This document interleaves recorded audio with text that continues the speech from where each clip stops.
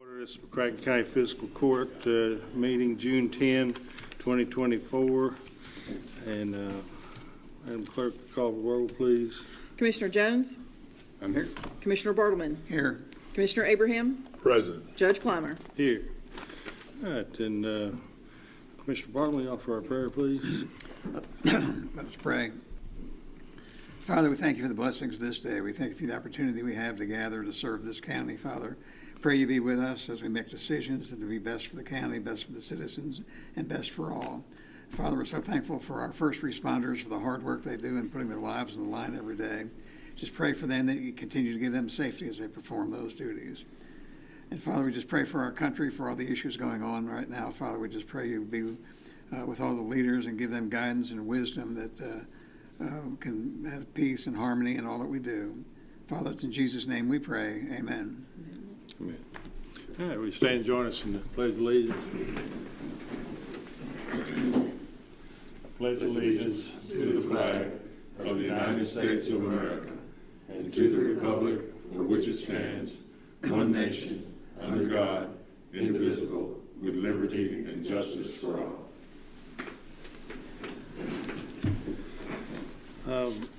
We have, let's see where it is here. We have item R over on page 4 concerning the Riverport Authority. That's we're going to be a long time getting to it, and we have the chair of the Riverport Authority here to be with us. Would there be a motion to move R forward to now? So move. Yeah, we got a motion in the second by Mr. Barton. All in favor, aye. Aye. Opposed, no. All right. So let's move then to R. Clerk to read and it. It is hereby ordered that Judge Executive be authorized to enter a memorandum of understanding and sign all documents necessary with the Paducah McCracken County Riverport Authority and the McCracken County Industrial Development Authority for the development off the Riverport West project. It is further ordered the treasurer be authorized to pay invoices as they are presented in accordance with the memorandum. It is further ordered that no payments will be authorized until July 2024. Motion. Second. All right, then we have Inez here to talk with us. Thank you, Judge. What do you want to say about it? Thank you. Good evening. Thanks for having me. Tim Cahill wasn't able to be here today, so you have me. And on behalf of the Riverport, just wanted, and the entire board and the entire team, I wanted to extend my gratitude for your continued support. You have been pivotal in our progress in the last few years. Where we're here today, it's the Riverport West project, as you know, that was included in House Bill 1 for the Riverport West, $3.5 million funding, and will allow us to complete environmental studies in 90% of the design drawings. The issues that we're having, and we're working with the Kentucky Transportation Cabinet, is to finalize the memorandum of agreement for the $3.5 million. We have an issue where the funds will be, instead of being pre-funded, they are reimbursable. And it was originally advised they were going to be reimbursable. However, a lot of the ports, including the Riverport, we brought up this issue of cash flow to the cabinet, and they are working, revising the reimbursement basis to a pre-funding, but we do not have at this time a final ruling. We're expecting that ruling in the next week or more. We really don't know. But the issue about this is if the funds are reimbursed, we will require county assistance to pre-fund the expenses. The port is not in a position for cash flow to provide these funds in a reimbursable basis. We have briefly discussed the process where the port will invoice the county.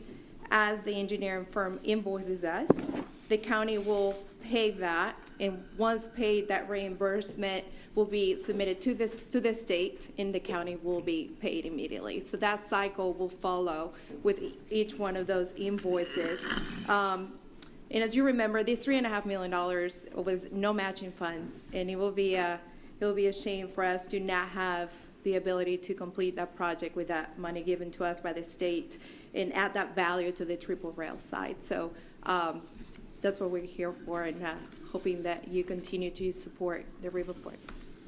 let me say that, and I don't know if you're aware or not, but here, just in the last day or so, it appears that there's a pretty good chance that the state will reverse their decision and go ahead and fund up front, as is done in most all other projects. We're not confident, but they may. So we could table this, and because it's not an extreme rush. It'll be a while before you need the money. Or another option would be, since this would just authorize me to enter into a MOU, if we find out that we need the MOU, then we will have taken that action and I can just sign off on it. So I don't know if I have a preference one way or another. I think it'd be a good idea just to table it, because if we approve this, it has to go to Frankfurt to be approved by the Department of Local Government, and then may just be a unnecessary bureaucracy. No requirement. Hopefully they do it the way they should do it. So. Yeah. There's no requirement to go to local government, I'm hearing. Because it's not an interlocal agreement, it's just a memorandum. Correct. Oh, we don't have to get it approved in Frankfurt. But Okay, all right. So I was, Okay. the math, so under this agreement, if we do it this way, so we're going to have an engineering firm do some work. Engineering firm is going to send the bill directly to the county. To the Riverport. Send it to the Riverport. Riverport will bless that, say, yep, this ought to be paid. And then. Invoice the county. And you'll invoice us, we'll write a check to you, then the check Pay to the the engineering environmental firm will be. company. That way we have proof of payment to submit to the state for reimbursement. In that cycle at this point, we don't know what it would be, a 45-day cycle. And then once we get on, that will be the cycle for the remaining invoices. So then our budget, will we have just a line for this, or will it be, did we do that? We did Yeah. do that, that's right, because we saw this.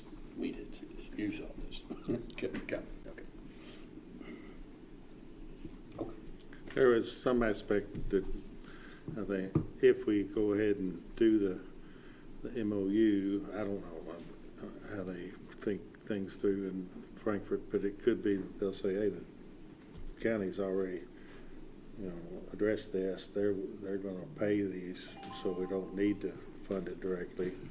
They'll cover the float on this thing, and so they will just do it on our reimbursement. I don't know if they look at things that way or not.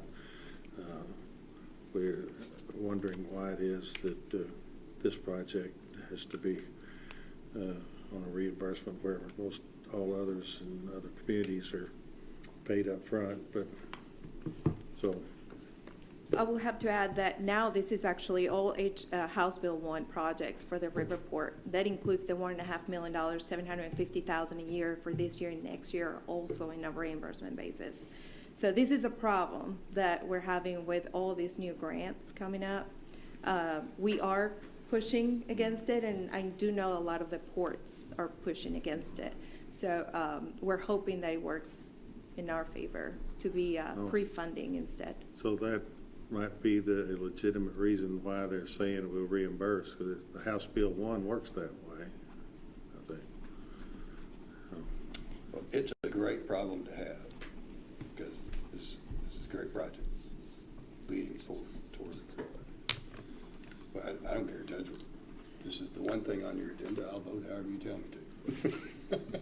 Could we trade? We're on You R. vote on You get that? Well, what you brought up the table it. Do you want a motion to table it, or you want to do a motion to authorize it? What do you Let's think? just authorize it, and then we'll repeal it if we have to. Okay. There's a motion to Just approve. Just vote on the approve motion to that approve. order. Is there a second on that? Second. Okay. Any other discussion? All in favor, aye. Aye. Opposed, no. Thank you. That carries. All right, so we'll authorize it if we need to, and if we don't, we won't. Thank you. All right, now we get back to regular consent agenda. It is ordered to approve the consent agenda for June 10th, 2024, McCracken County Fiscal Court. So moved. Second. Any discussion? All in favor, aye. Aye. Opposed, no. That carries. It is ordered that the necessary cash transfers in the amount of $800,000 be made in order to pay county bills and payroll approved June 10th, 2024. Motion. Second. Any discussion? All in favor, aye. Aye. Opposed, no. That carries. It is ordered to approve the voucher claims register from May 28th, 2024 to June 10th, 2024 to show county bills in the amount of $951,453.88 were paid. So moved. Second. Any discussion? All in favor, aye. Aye. Opposed, no. That carries. Is there anyone here about this item D, the right-of-way multi-use path, Stein Spring and St. Andrews? I don't think we have anybody here on that. Okay, so we'll keep that where it is then. I think they were told it wasn't necessary for them to come. All right, discussion A is Transportation Cabinet paving recommendations. Paul Friedlander. Good evening, sir. Evening. Thank you for having me. Yes, sir. Well, I got to read this, the county recommendations for the rural secondary for 24-25. For McCracken County, it started out with $1,041,093. There was a carryover from last year for $116,030. The proposed deduction for maintenance and traffic allotment is $489,300. The deduction for county judge executive expenses is $3,875 for a subtotal of $663,948. We would deduct the county flex funds, which is $208,219, leaving a balance available for paving of $455,729. The first recommendation will be Kentucky 1420 from the 2-mile marker to the 3.95 of the branch of Massac Creek, an amount of $231,400. And the second location will be Kentucky 1438 at mile point 1.8. It's a bridge over the Canadian National Illinois Central Railroad tracks to the mile point 3.67, Kentucky 786, in the amount of $198,200, leaving a remaining of $26,129 if we don't run into any problems. So that 198 on the bridge, that's a portion, that's our portion of that. We're not going to build that bridge for 198. No, that's just the paving from the bridge Paving. to the next road. That's Just the pave of the Yes, bridge. sir. They'll pave the road. Correct. Yes, sir. It's a resurfacing. Okay. Bridge is just a marker. Correct. Okay. But, and this, your purpose here is really just to announce to Correct. the public, Yes. And then we looked at it, here's how we're going to spend the particular portion of yes, the. sir. And then I have to get a copy of the approved minutes after y'all's next meeting and send that into rural secondary road. And then July 1 is when they issue the monies for us to do this work. But we don't really vote to approve it. You're just here to announce it, and the minutes will reflect that you've announced it. Yes, some counties will make a motion and accept it and second it, and some just send me where I've read it, and we'll go from there. So it's strictly up to you all. We didn't really make any decisions here, so I think it's just better to be other reflection. I say thank you and go on. Yeah, it is. But I do have something to say, but it's on a different topic. It does have to do with roads in the state. All right. I mean, to Mr. Friedlander? Or? Yes, he can't do anything about it, but since you're from the state, I guess for the rest of the time I'm a commissioner, I want to say I think LaBelle Street and Broadway, which is close to a state road, Lone Oak Road, is the most dangerous street in our county. And I think there's a state solution, not with rural secondary roads, but since you hang out with people from the state. I will pass that along. Okay, that's just. What road were you just talking about? I'm sorry, I didn't hear that. The one by the Coke plant, Oh, yeah. the one by the Coke plant. Yeah, that's all. We just paved that section in front of Davis Drugs and Paducah Middle School, I think, Yeah, this year. we need something besides the paving. We Well, I need- know, we but need it to was, I know it was redesign. falling apart, and that happened right before I transitioned over in March the 1st. But I will bring that up. Okay. Thanks. Anything else? All right, we appreciate it. Thank you, sir. Thank you. At Paducah Sports Park, Steve Irvin and Jeff Chandler on for discussion.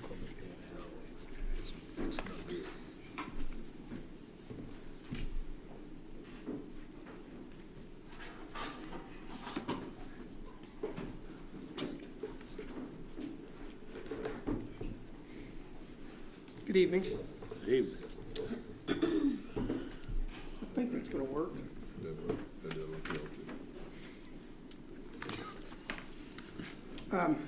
First, the McCracken County Sports Tourism Commission held a meeting this morning and recommended construction contracts for the development of the Paducah Sports Park as required by the interlocal agreement. In 2019, the McCracken County Fiscal Court entered into an interlocal agreement with the City of Paducah to create the McCracken County Sports Tourism Commission. Over the last 4+ years, the STC has completed the master plan, hired design teams of Peck Flannery Grimm Architects, Beck and Farmer Workman Engineering, and Hitchcock Design, and hired as owners, representatives, and operators sports facilities companies. This team has been crucial in the submittal of the construction contracts.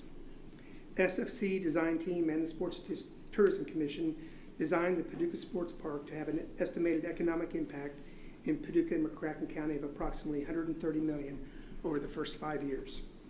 The Paducah Sports Park will host approximately 35 to 40 tournaments a year and be open to local sports tourism teams, local teams 52 weeks a year.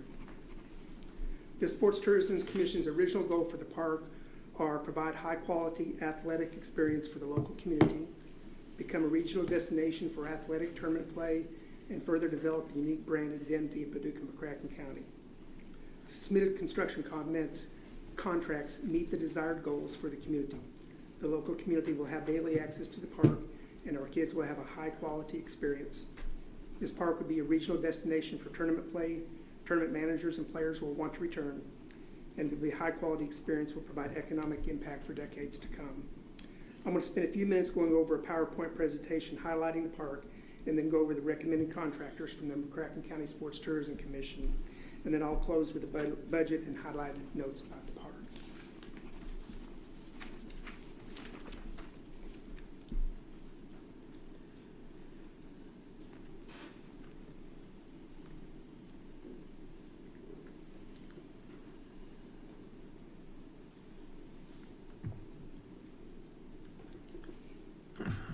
Just real quickly, I know you've seen this many times, but for the citizens that may be watching, this is the overall site plan. It has the north side of the park and the south side. The north side is where Stuart Nelson Park is now, and the south side is where Bluegrass Downs are. The north side is the multi-purpose fields, and the south side where the ball fields and softball fields are. This is Downs Road here. Stuart Nelson Park is over on the other side.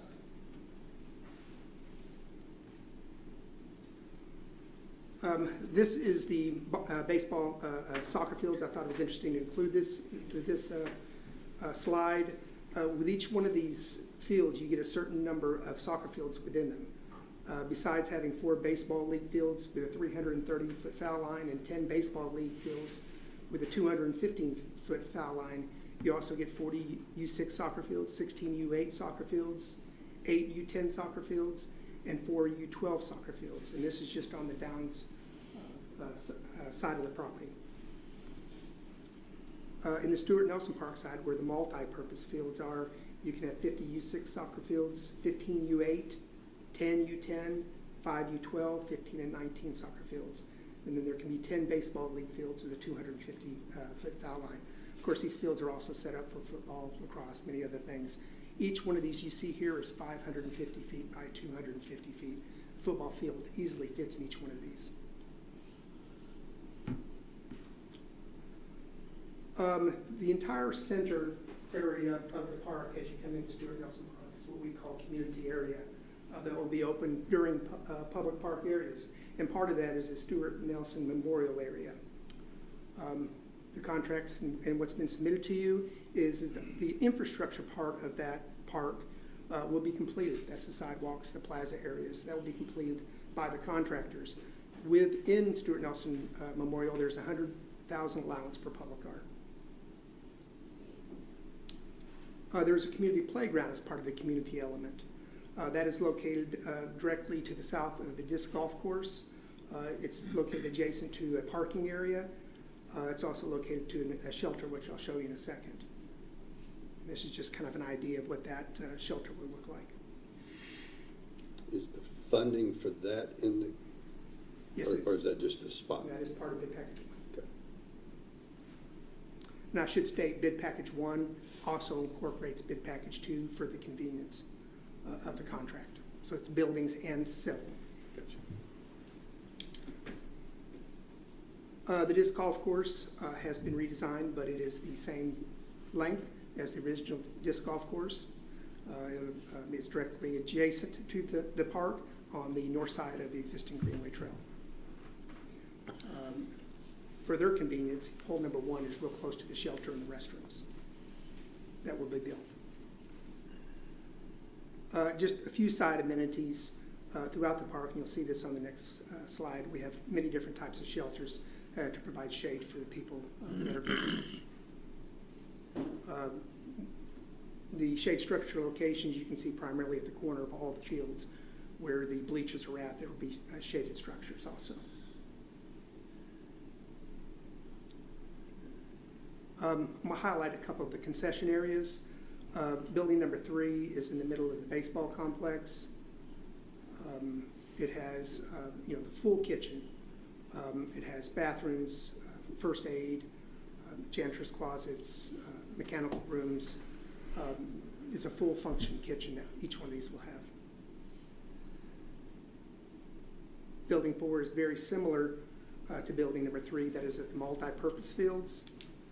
The difference between this shelter and the other ones is that this on the second floor will have an umpire room where they will be able to enter on the second floor and change, wait till their next time that they have to go out to umpire.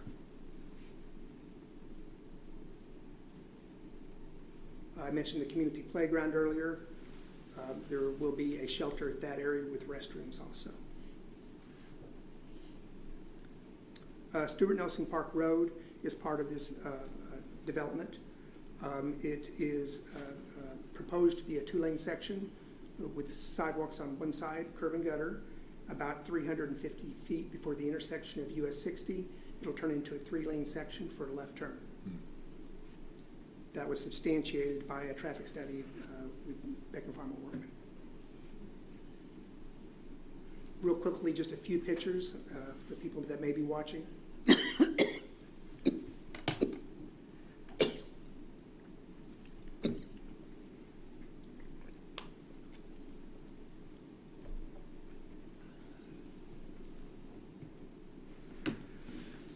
The selection criteria group, which is part of the working group, reviewed all the bids that came in, interviewed all the bidders over 2 days, and has recommended the contracts be awarded to the following. Bid package 1, we had a site civil package. There was 3 bids submitted. The Sports Tourism Commission is recommending A&K Construction. On the turf package, there was 8 bids submitted. The selected contractor is Sprint Turf. And on C, field lights, there were 5 bids submitted, and the recommendation is Musco. It should be noted that those 3, we went through the selection criteria process, but they ended up also being the low bids also. Bid package 2 is buildings. We had 2 bids. The recommended contractor, selected contractor is A&K Construction, and then the kitchen equipment, we only had 1 bid, and that was Stafford Smith. They're low as well. We just had 1 with the kitchen equipment. A&K, we had 2 bids. A&K was the low on bid package 2. Yes, sir. An overview of where we're at with our updated budget that was updated this morning. It changes a little bit daily, but we're getting very close. The site civil package is $47,771,000. That's the NK construction. The turf, sprint turf, $6,321,000. Field lights at $2.264 million. For a total bid package one price of $56,357. On bid package 2, you can see that it's been deferred, or in NK bid package 1, so there is no subtotal for bid package 2. That's wrapped up in bid package 1. FF&E, $608,000 for food service equipment. Those are the concession stands that I was referring to earlier. And then you have all other FF&E at $3.96 million. So everything else in the park, that's what that 3.9 is. It's from the fencing in every field to turning fields into different sizes. It's plates. It's a variety of different things. I'd be happy to supply that list to you if you'd like to look at it. Design fees, the basic service contract that was signed already is $2.8 million. We anticipate an additional design service of $250,000. Additional engineering of $50,000. Site inspection, that's to have an inspector on site every day during the construction of this project, which is anticipated to be 502 days for someone to be there, is $186,000. So you have a total of $3.2 million. There's other indirect costs, soft costs and hard costs. Dog park cost allocated to the Paducah Sports Park is $270,000. That's been done. There'll be testing, $115,000. Mitigation fees and utility connection fees. You see the SFM contractor there, that's by STC. Right now, until opening day, the Sports Tourism Commission just adopted a pre-operating budget that we're paying all SFC bills until the park opens, and then it'll turn into an operating budget. For a subtotal of $1,035,000 under indirect cost. There's a contingency of $984,000. If you look at the very bottom, though, the total cost less budget of $628,000, we came in under the $65,000. It'll be a recommendation that that $628,000 be moved up into the contingency fee to make it closer to 3% contingency. That I feel a lot better about being in the budget. So a total of $66,235. There's potential cost reductions approved and pending that have been approved. A lot of those are FF&Es that have been pulled out for a subtotal of $1.2 million. So you're looking at total cost of the project estimated to you of $64,997,000. If you remember, when we came with a 95% design fee, we wanted to stay at the $65 million contracts that were actually delivered to you. What'd you say, 64,975? 64,997, comma 446. That's $628,000 under the budget target of $65,626,000.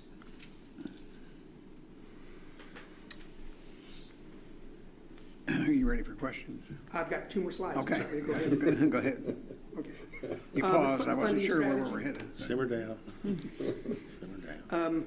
The total project, as mentioned, was $65,500,000.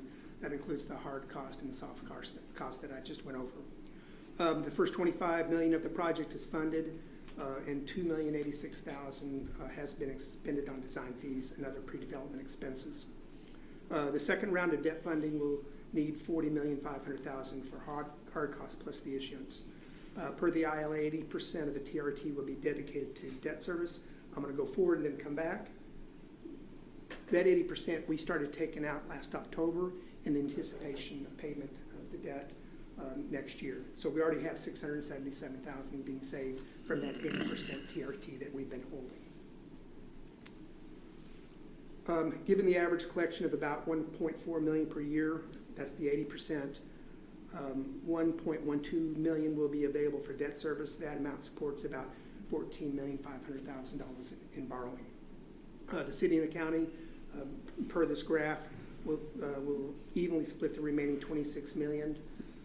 You see the graph above it, so it's $14.5 million coming from the STC and $12.5 more million coming from, I'm sorry, $13 million coming from the city and the county, for a total of $40.5, and that gets you to the $65,500,000.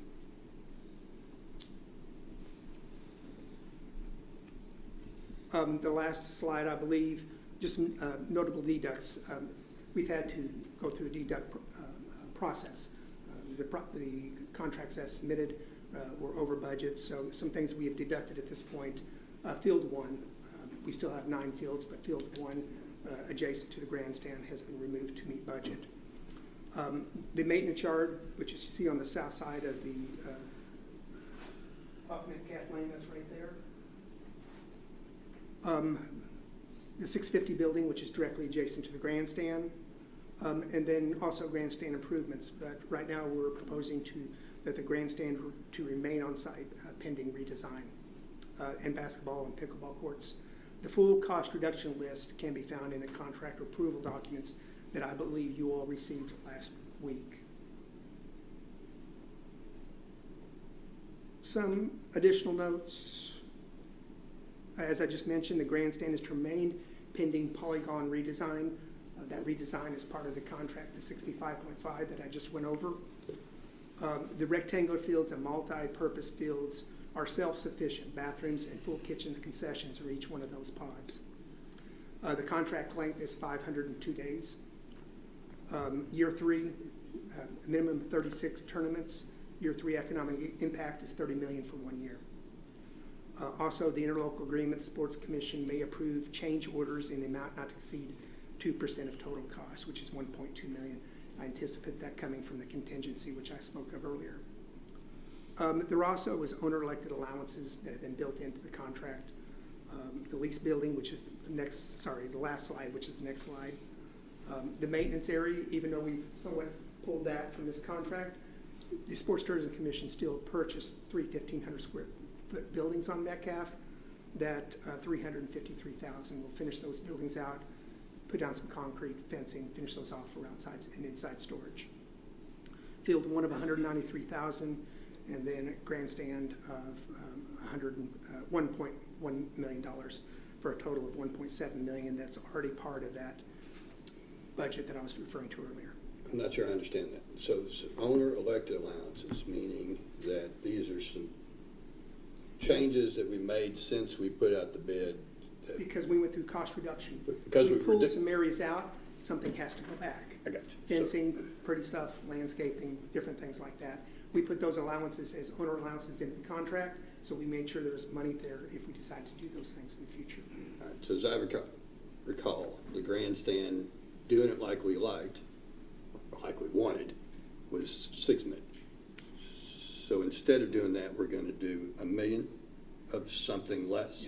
Yeah. The grandstand championship field, which No, I mean the building. The building was probably closer to $8 million or so. Okay. So we're not going to do that? Not at this point, but Not until at we this get point. the design, the building stays where it is. So the building stays.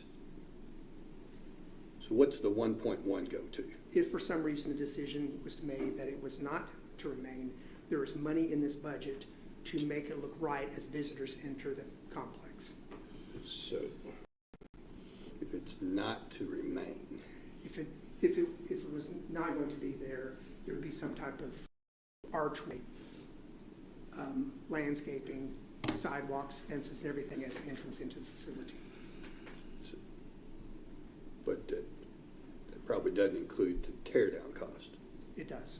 Oh, it does. So Yes. for 1.1 million, we could make it be gone and build an arch that says. And here you go. buildings for mechanical and some other things. That hasn't been redesigned. If you remember in the budget, I did talk about design services future. That's included in the budget. That is part of it also.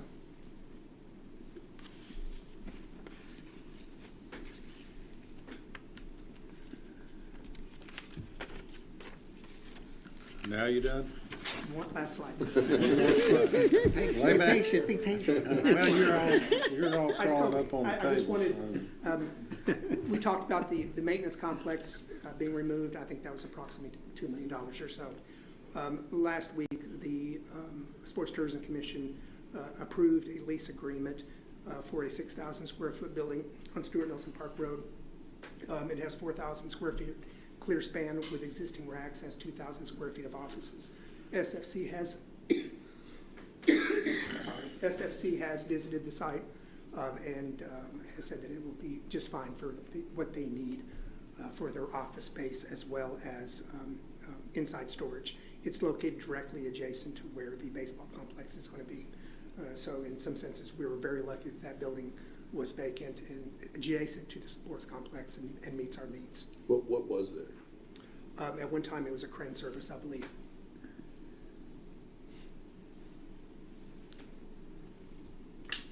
The cost of that, I'm not going to give the exact cost, but until opening day, it's part of the pre-operating budget of the Sports Tourism Commission, and that will roll over into operating budget once the facility's going. And Judge, now I think I'm done. I am. You're up. I don't have any questions. Okay. No, you can't go back. No, I do. I want to make sure I understand the grandstands. Yes, sir.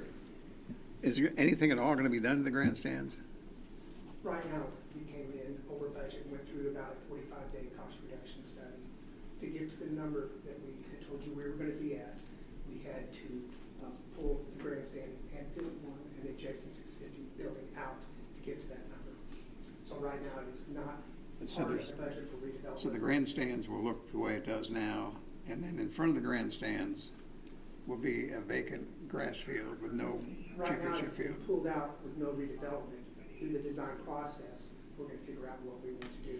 And how Leave much? it in some sense, or take it down. And how much did that save by not doing the championship field in the grandstands? It's probably closer to $11 million. $11 million. I see. So it's not just the grandstand; it's the grandstand and that field. Yes, That field meaning. it's the infrastructure within that red polygon that you saw Right. on the screen. So there's the potential, it's gonna, as they can start building the park, just leave the grandstand and the championship field alone, untouched, build the field, the park out. That'll take over a year to do that. In a year from now, I'm hoping that we will find a method, a source to fund that grandstand, because I think we are pretty strong on wanting that grandstand. It would make a terrific addition to the park, and then the championship field as well. I've begun, and others have begun inquiring about the possibility of a funding source for that. Perhaps a foundation, a group of people that would see the value in that grandstand and come forward and, if not fund it completely, substantially contribute to it. And so in a year's time or so, we revisit that, say, well, we've got X amount of money toward the grandstand or whatever, and perhaps we can do something then. I'm sure we have no other option, but that's kind of the centerpiece of the whole park project that's being at least delayed, if not eliminated. What's the price of the grandstand? What was that? I don't have an exact number because there's Right, just different ballpark. things, FF&E goes into it, but I would, just the grandstand, I think it'd be right around 8 or 9 million, something like that. Am I correct, Jeff? Yes. Is that just the grandstand or the grandstand and the? That's just a grandstand. The championship field is in excess of $2 million when you start looking at the lights, the turf, the civil work, and everything else. Yes. It's just, the price has always baffled me. I mean, I realize it's 2011 dollars, but in 2011 we built Murray State. When that, well, I guess that was just the county share, was about 10 million. But still baffles me. I'm not suggesting this is an option, but I want to ask if this option was considered, or was any discussion or option to remove the grandstands, tear it down, and build something else there that wouldn't cost that much money? Yes, that was discussed.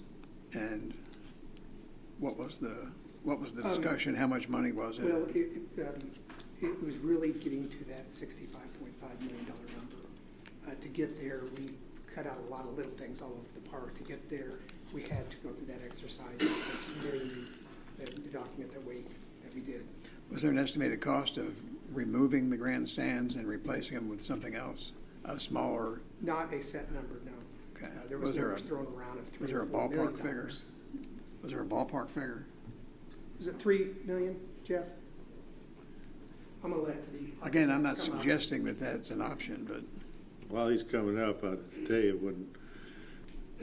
when it was presented that looking at tearing down the grandstand, that didn't float for very long. Because, like you said, I want the grandstand, and we need to be realistic, but a grandstand would be great, and I think it's a great option to work around it, delay it, give us time to see if we can fund it. And do again, I something. wasn't suggesting, I just wondered if that was discussed. Yeah, yes, sir. It was discussed. We didn't get too far into running numbers because we just don't know at this point what would need to go back should that decision be made. Again, the grandstand is a unique piece. It really sets apart this facility from many other, probably all others around the nation. But it is a 40-year-old building that is in dire need of code upgrades and other improvements, which is where the extremely high, seemingly extremely high cost came in. So we just need some time to evaluate, see what could be done, what are our options to keep it and improve it. Should it be removed from the site? What are our options to go back with? But we understand the uniqueness of the structure and the nostalgia of the structure as well.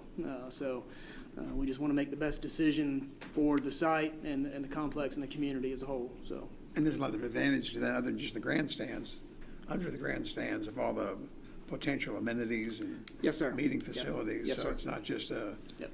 seating place. There's a lot of other stuff under there. Yep. Yes, absolutely. I hope we can find a way to quickly get that. Yeah, we've brainstormed some ideas just kind of internally as a design team and with SFC and the owner, and again, just kind of conversations at this point. But once we get to where we need to make a decision, we'll make that decision.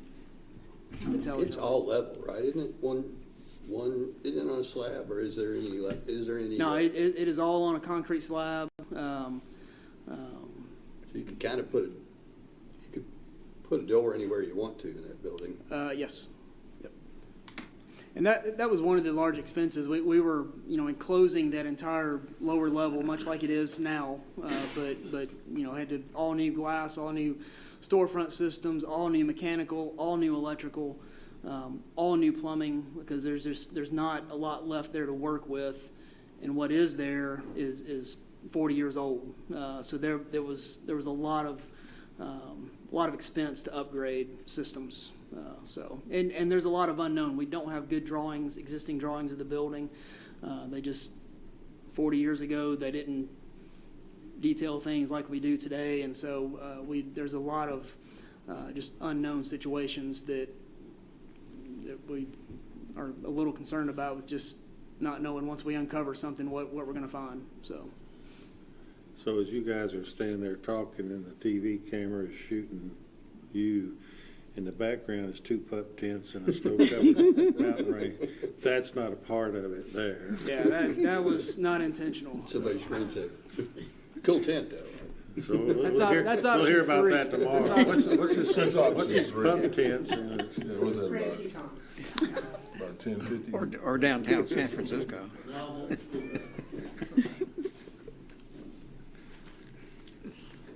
So the 502 days, is that after 502, there's liquidated damages? All you talk about contract. Okay. That is the contract timeline that the contractors have recommended. That does include some built-in time for weather days. I don't know to what extent it includes weather days in there, but there's also language in the contract that the contractors, should they encounter unusual wet weather.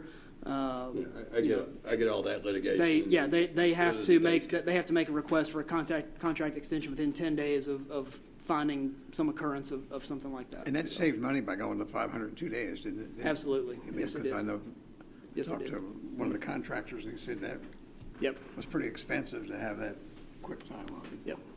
Let me ask my question a little better. Okay. Is there a day at some point that somebody would have to pay liquidated damages if the project didn't get completed? Yes, there will be once we issue notice to proceed, that will be the date that the contract day starts running. They will have 505 days to complete the project to substantial completion, which means the project, the site can be occupied for its intended use. They would have another approximately 30 days. I'd have to check the contract to make sure that's the right number, to do any final completion items that don't inhibit that prevent the project from being occupied and used in its intended use. The contractors can make a contract extension request at any time during the contract if they see that, unusually long, catastrophic failure of supply chain. National pandemic, which is who ever thought, extreme weather, ice storm of 2009 situation. They can make that request, but it has to be in writing within 10 days of the occurrence of that event. I just know that at some point, sometimes, maybe, some contractors try to eliminate all liquidated damages. That's not the case here. Right. There is a day that the public would be entitled to some liquidated damages if they didn't get a finished project. Yes. How much is that? Do you know? I don't. Did that amount get adjusted? I can't recall what it is right now. 1,000. Okay. All right. Thank you. $1,000 a day? $1,000 a day. Okay. And that didn't get negotiated? No, that was written into that was the in bid the initial documents. proposal. It's just we've added more time.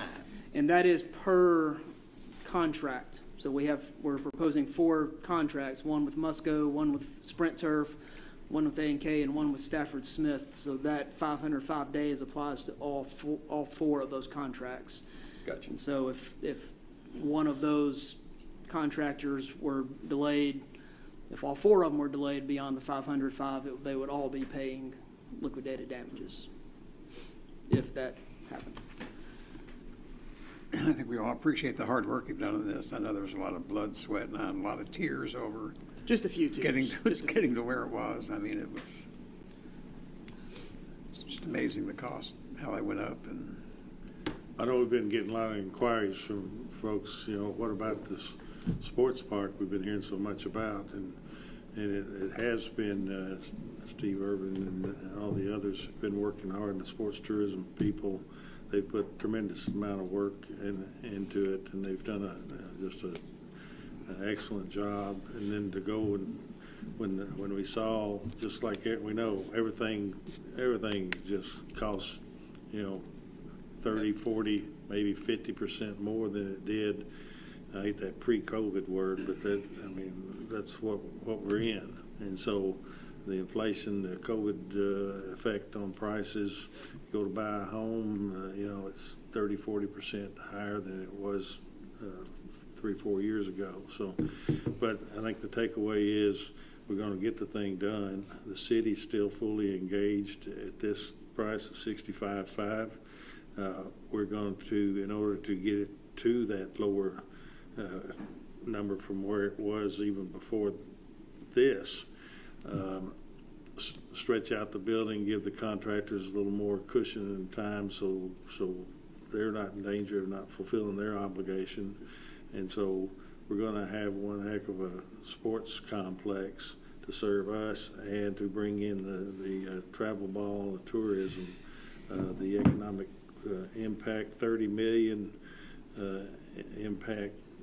economic impact in year 3, which is the first year of operation.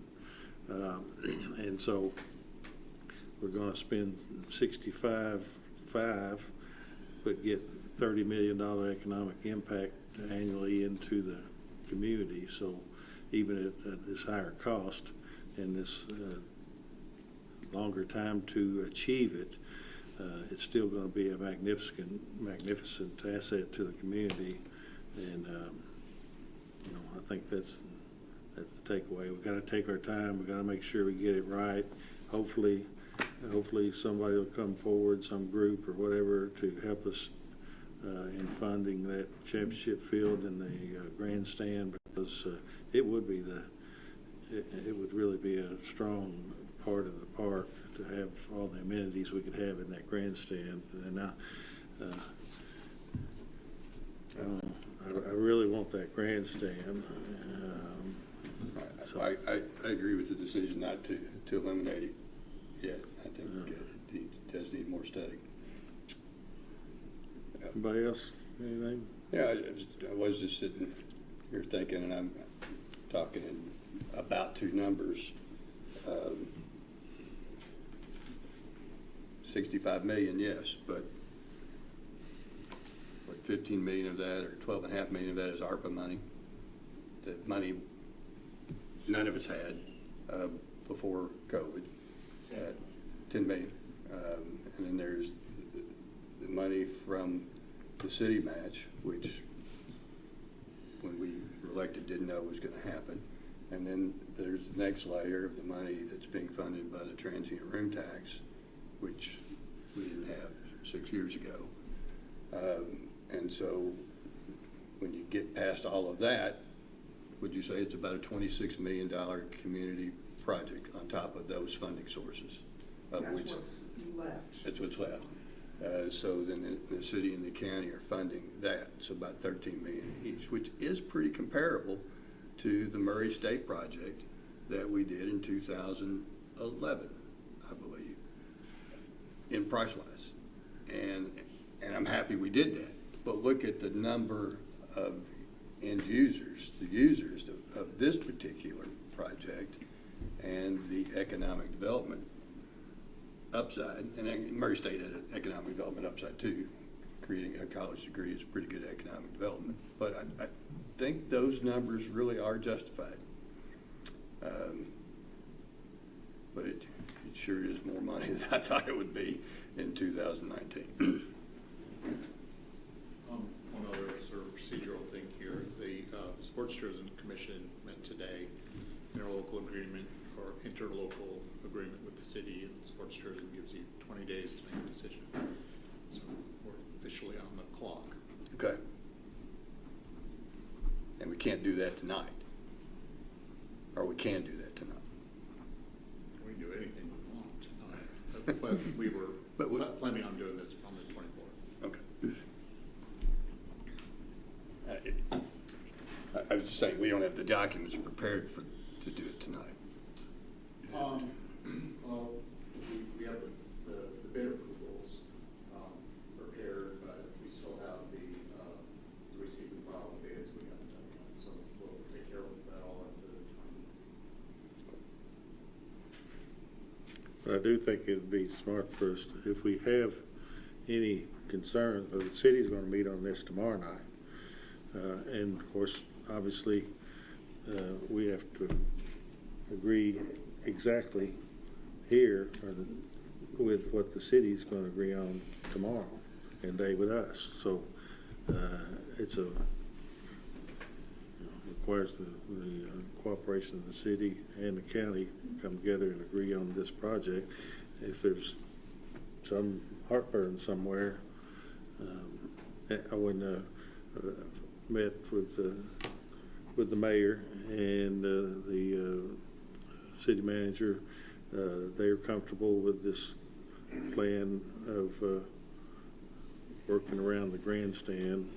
They've not objected to that. I believe that's a good way to proceed, and with this dollar amount.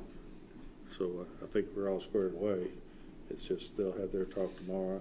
We'll have the benefit of anything that they have concerns about, and hopefully then in 2 weeks we get this thing done and get on with building.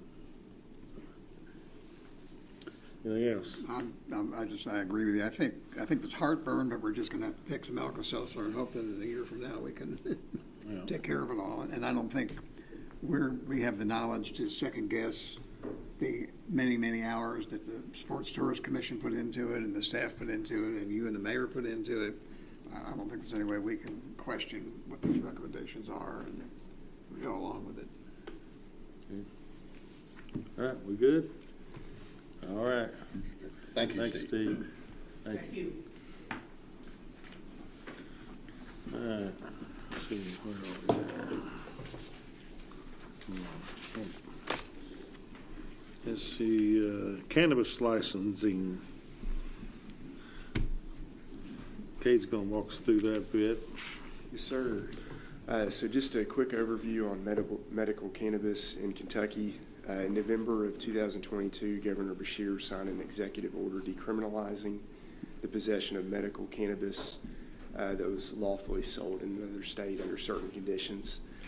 Since that time, the legislature and the governor's office worked together on legislation regulating the sale of medical cannabis. They signed a bill in March of 2023 that legalizes medical cannabis production, sale, and use in Kentucky effective this coming January 1. In April of this year, a new bill was passed that further regulated medical cannabis. So this July 1, the state will begin accepting applications from licensees from three types of businesses: cultivators, processors, and dispensaries. If they receive a certain amount, there will be a lottery process, but they don't know how many they're anticipating yet. Starting January 1, cannabis can start being sold. When the licenses are issued in fall, businesses can start operating, but they can't open their doors until January 1 of 2025. As I mentioned, there's three types. Cultivators are the growers. There's three tiers that are going to be allowed: 2,500 square foot facilities, 10,000 square foot facilities, and up to 25,000 square foot facilities. There's a tier 4 that will be up to 100,000 square feet, but that's not going to be approved in this legislation. There's going to be 16 of those in the state.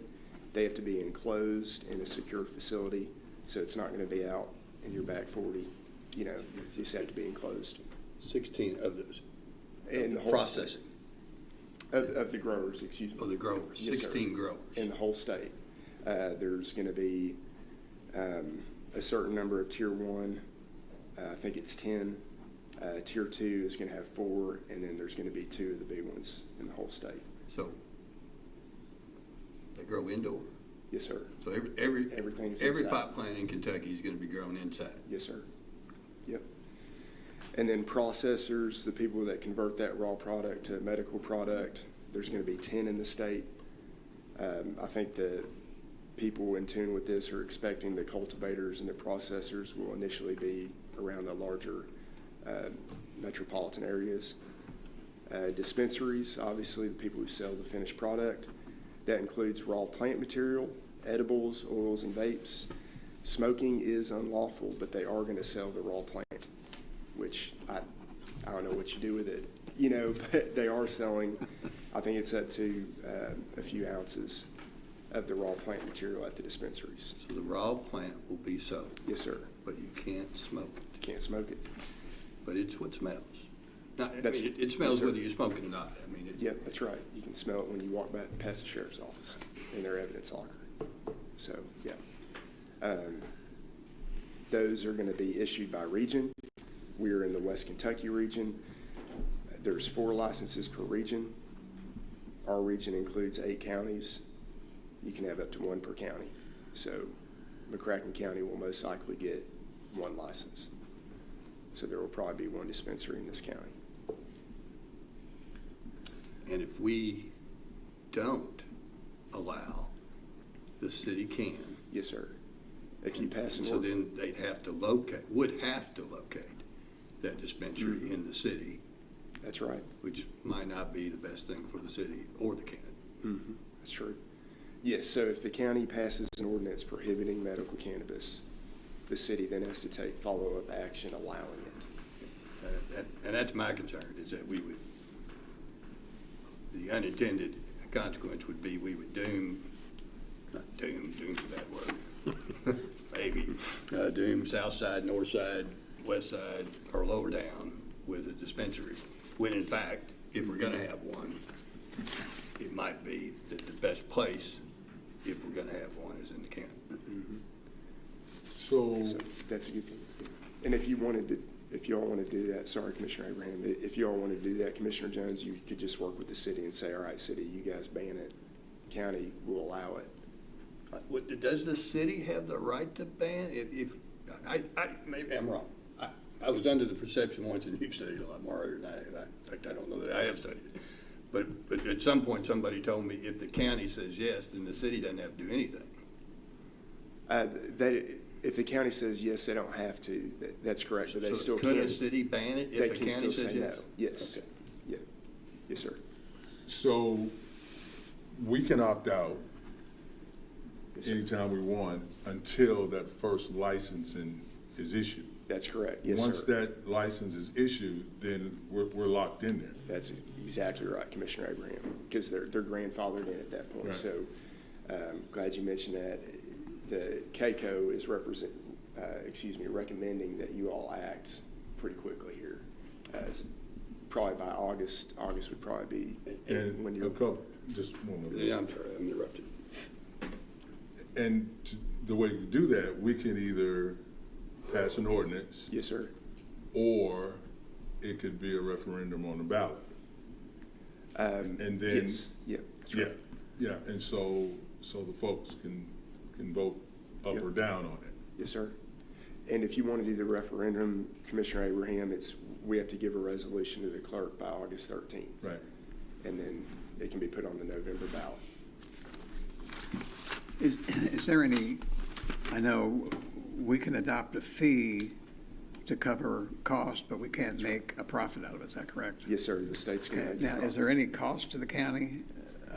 Is there a big cost, a small cost to regulate? Do we regulate? Does the state regulate? Who regulates? The state regulates it very extensively. The sale of it, the safety of it, the cost of the county could be law enforcement response. There's some cases that talk about in Colorado, and like 17% of the dispensaries in Colorado were burglarized a few years after. So you could see that could be more law enforcement response, but other than that, there's not going to be a whole lot of cost. I don't anticipate. Have you heard anything on that? So. More than likely, it might cost more, since the fee is going to be so small, it might cost more to collect the fee than to have any benefit to pay any, and how do you allocate exactly what the right. cost of investigating a theft at a dispensary? Right. I got one other question. Does the product have to be produced in Kentucky, or can they import it? Could some? That's a good question. I don't know, Commissioner Balderman. I would assume that they're going to bring some in until the cultivators grow it and produce it here. So I would assume it would be imported the first year, but I don't know that for sure. I mean, I didn't know whether they could just ship it in from Illinois or Iowa, or Yeah. you don't know the answer to that. No, sir, I don't. Okay. So it ends up being like a wine, it's part of California, part of Kentucky. I mean, how do they then not worry about the quality of the product? There's going to be sorry, I didn't mention it as type of a business, Commissioner Jones, but there's also an additional business called a safety compliance facility. So after grower, processor, it goes to a safety facility, and they will test it. Yeah. There's a What's that guy look like? well, one of the that's funny. That's funny. One of the safeguards you were talking about, and continued education is a great thing. We just had Where we're going to feed that. Well, one of the things about it is that there's a tracking mechanism from seed to harvest. So if there's some kind of crazy strand out there that hurts folks, they'll be able to track that back to the seed, which I thought was pretty amazing. That's great. Some other quality of life public safety notes. We talked about you can't smoke it. If someone is out in public smoking it, you can charge them with possession of marijuana and trafficking marijuana. So that's the. But you can buy it. You can buy the raw plant. I don't know what their logic is there. I do. Yeah, no vaping is allowed in public places, and DUI laws are still going to apply. So people who use a medical product and drive, I don't they can be. know whether this is a legal question, but has there been any research on what the economic impact would be if you had a grower or a producer or in your area? No, not that I know of, Commissioner. Would that be labor intensive? I have no idea. I don't know. 1% of the The gross profit. state will get serious bucks off of that. Yes, sir. Yeah. Yeah, I don't know. They Whether you tax- create a lot of jobs or not if you. Well, the fee the state collects up front was, Yeah. wasn't it 30,000 Yes, sir. Depends on- initially? Yep. And then, well, there's a $5,000 application fee, Yeah. a non-refundable application fee. Yeah. How many businesses are going to apply and get turned down, and it costs them $5,000? But one thing I think we left out a while ago when we we're talking about our options, we can take a position for it, we can take a position against it, or we can just say we don't oppose it. And so I know the city is on board to, I think, do an ordinance in favor of it. In fact, they have a resolution. I don't know if they're going to do it tomorrow night or not, in favor of the medical cannabis. We've not discussed it. That's what we're doing here tonight. But I kind of feel like the thing to do possibly would be to just not oppose it. That would allow dispensaries to be within the county. The fee that I'm understanding that we could collect is in the few $100 range or something like that, which doesn't really amount to anything. I kind of like the idea of not opposing it, because there are people who do get, I understand, I read, that do get a medical benefit, keeps them off of the opioids, the stronger medication. They can treat their ailment by using marijuana, not smoking it, can't smoke it, but they use it in, The edibles. in other ways, yeah. What I think will happen is it's the foot in the door for recreational marijuana is what it is, and I think it's just going to be abused greatly. I think they're going to be. You got to get a medical marijuana card. You get that from a medical professional. So you go to your doctor, and I don't know, Kate, I didn't look to see, but I suspect it's people who can prescribe medication can prescribe a medical marijuana. I think that's right, Judge. Maybe they restrict it a little bit more, maybe not. I had a client call me and tell me they've already got a prescription from an out-of-town service. Yeah. So I don't think it's going to be. Yeah, and you can get the prescription.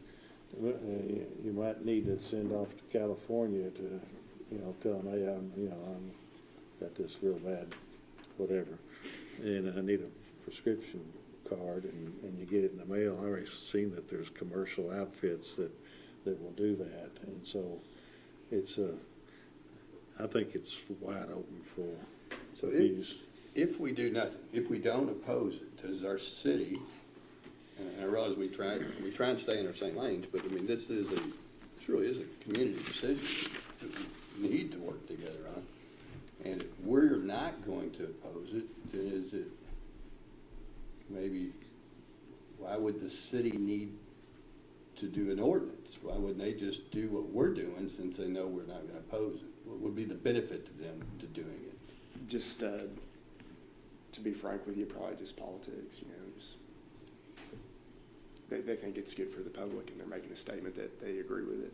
And you don't have to do that; it's allowed by default. I don't really see anything. And I guess what does it get? And is it just kind of serve like our nuclear energy resolution? I mean, Yeah. it just says what we wanted because we maybe a little marketing too to the businesses to say, hey, come to Paducah, we're friendly to it. That could be another reason.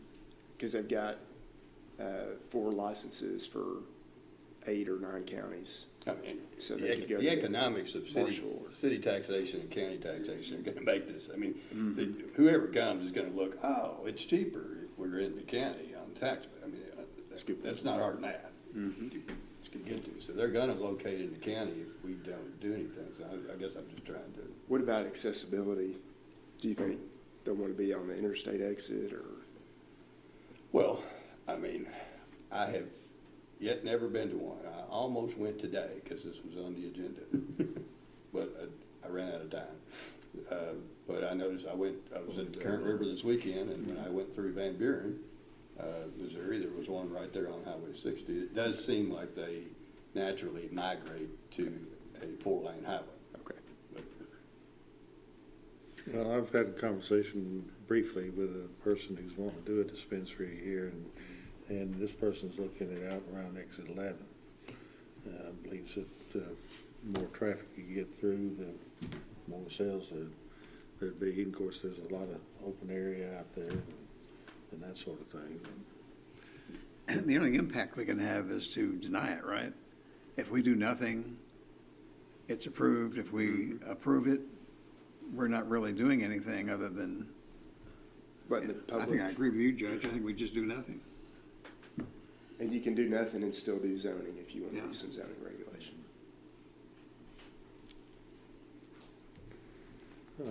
So for tonight, it's just on for discussion, but, I mean, I don't know where everyone else is. Well, I guess we could vote tonight to say we're going to adopt the option of, we're not opposing it, but not proposing it either. We'll take no stance on it. If the market directs that somebody wants to come and put a marijuana or cannabis dispensary, medical cannabis dispensary in McCracken County outside of the city in our jurisdiction, we won't oppose it, and they can do it. That's where I'm coming down as the one county commissioner who lives in the city. I think it behooves us to announce. Where I live. Oh, that's right. I'm sorry. All right, well, I used to be there. I've been there 30 years. I was enjoying it. All right, don't use it. You don't get over my neighborhood much, huh? I'm sorry. Do we have to do I used to be able to say that. Yeah, it's all right. Do we have to do a resolution saying we don't oppose it, or we just take no action? But I think action. I got you, brother. Is that what you're suggesting? We take no action. We don't approve a resolution saying we don't oppose it. We just take no action at all. It's never on our Well, agenda. you don't think we need to vote that is, I mean, taking no action is an action, but you think we would just not just say we're not going to do anything about it, or do we not need to agree? It seems to me like we should come out of this with a vote that we unanimously agree that we will take no action opposing nor proposing. So, Judge, I don't think you're required to. I think you could do Commissioner Barman's right, but the benefit of doing what you're saying is it lets businesses know. And lets the city commissioners know. And lets the commissioners know. And that's what I was. Because otherwise, we could come back in 2 weeks.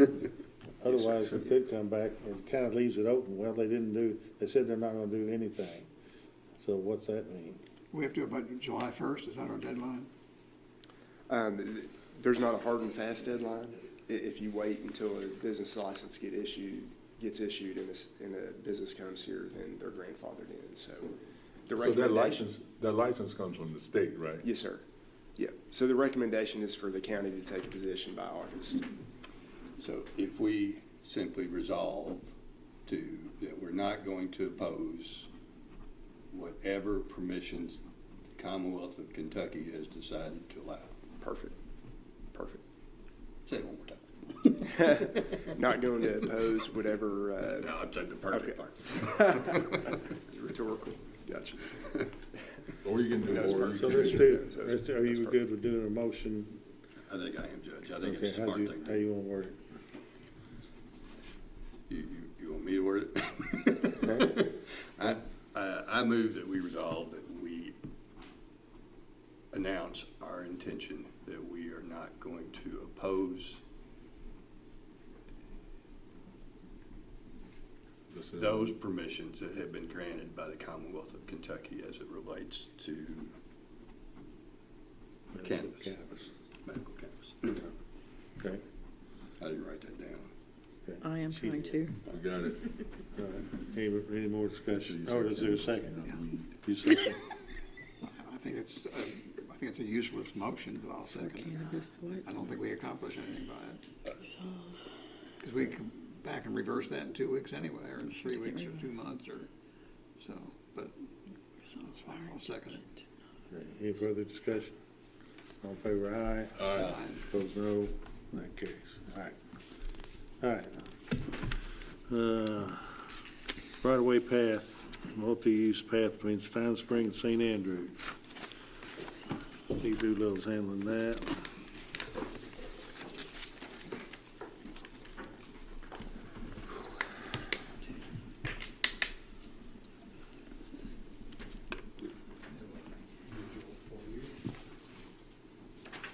Thank you.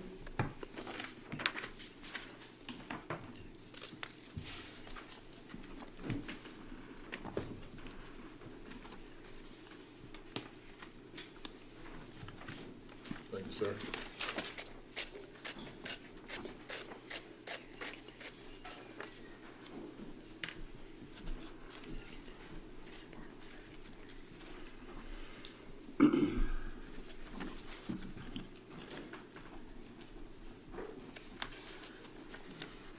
This is a very old request that has been revived this year. I think some of you may have heard from the neighbors that are interested in this project. This first slide, the red line is where there's a request along Holt Road for what's being labeled a multi-use path.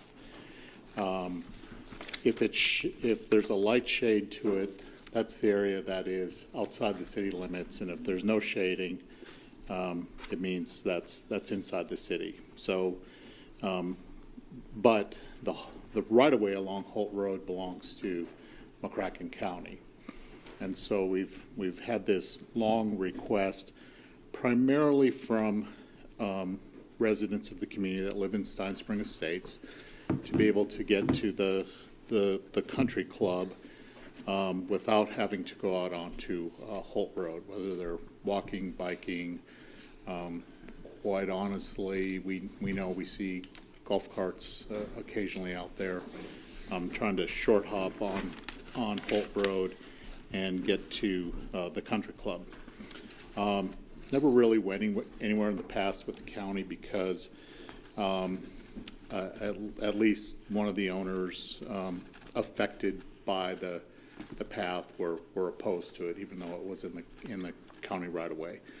In the current climate, that is no longer the case. The adjacent owners don't have objections.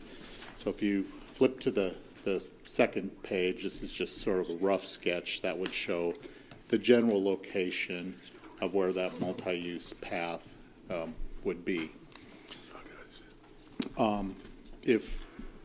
If you're generally for this, we'll just instruct the county engineer to do what he ordinarily does and issue permits for this with any number of conditions.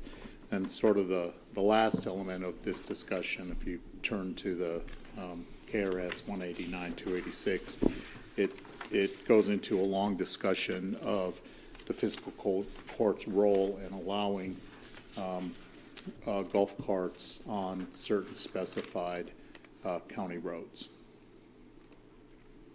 Gotcha. So, how wide? The proposal here is for 8 feet wide. Proposal from the... Some other elements. It has been our request of the neighbors that, that we would not pay for this. It's our right of way, we would permit it, but they would have to provide the funds and hire a contractor to permit the county and install it to our specifications. Because once it's in the right of way, it becomes ours to maintain. I guess I'm just trying to think long-term, because frankly, I think this is something we want down that entire street one day, and they're not going to pay for all of it. But wanting to make sure that we start with something as wide as we would be happy with all the way down this road. It's an exceptional width. So first of all, county does not have much history of installing anything other than a car can drive I on get it. it. Yeah, I get it. I'm being optimistic, but a lot of this is going to, you know, some of New Holt is already in the city, right?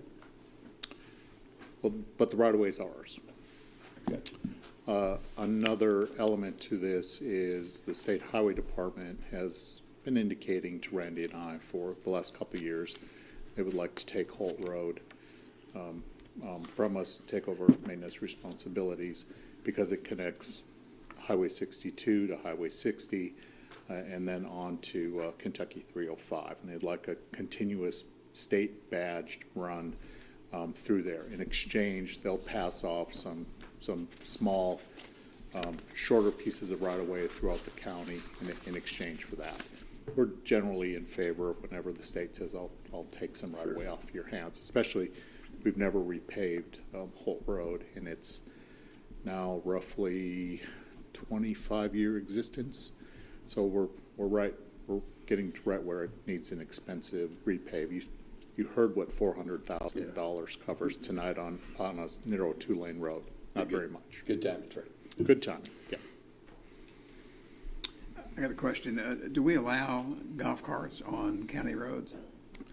Currently, I guess you would have to say we do not, because the law struck sort of in the affirmative that you have to allow it, and then it's allowed under a large number of conditions. They have to have headlights, taillights, seat belts.